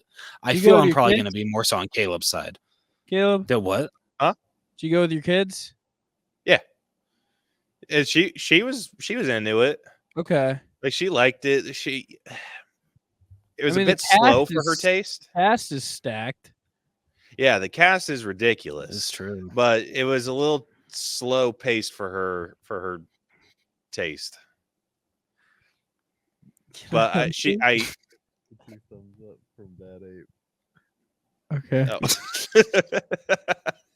He said 2 thumbs up from Bad Ape. Yeah, but it was all right. Like I didn't come out hating the movie or anything. It just wasn't like absolutely fantastic. I think I've already asked this. Is it better than Garfield? Like that's how where Yes. I'm gonna set my It's standards. better than Garfield. Okay. All right. Have you That seen helps me. Garfield? I have seen Garfield. You Uh, already saw the new Garfield. Yeah, so I took my daughter to go see both of those.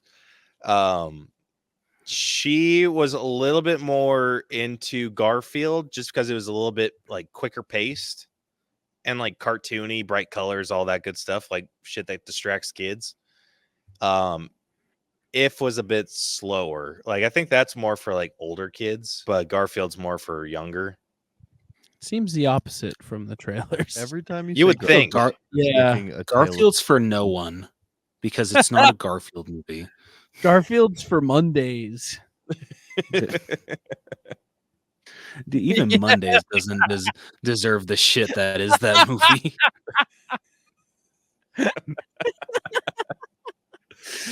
I was telling Caleb I liked the live action movie more than that one. You like the live action Like, it's- Garfield it's more not- than a Tale of Two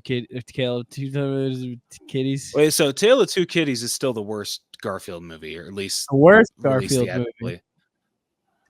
Wait, what? Oh, Hunter's mad about that. He didn't even hear What, Britney you like A Spears. Tale of Two Kitties? Freaking hate that movie.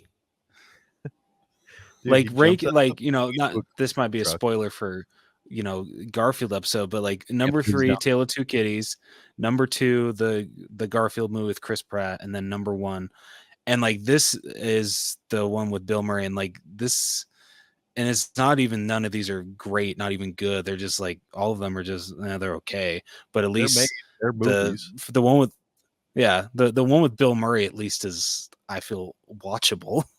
I don't want so. to hear any more averse lines towards A Tale of Two Kitties.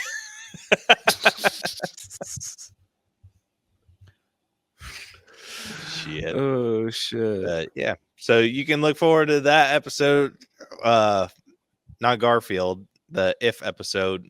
We might do Garfield. We'll see. Whichever one we have stronger Eventually. feelings about is the one that we're going to do next week. Yeah, there we So- go. Until then, this has been the All Bros featuring the Plunge podcast, and we'll catch you guys next week. What Deuces. a wonderful episode! Bye bye.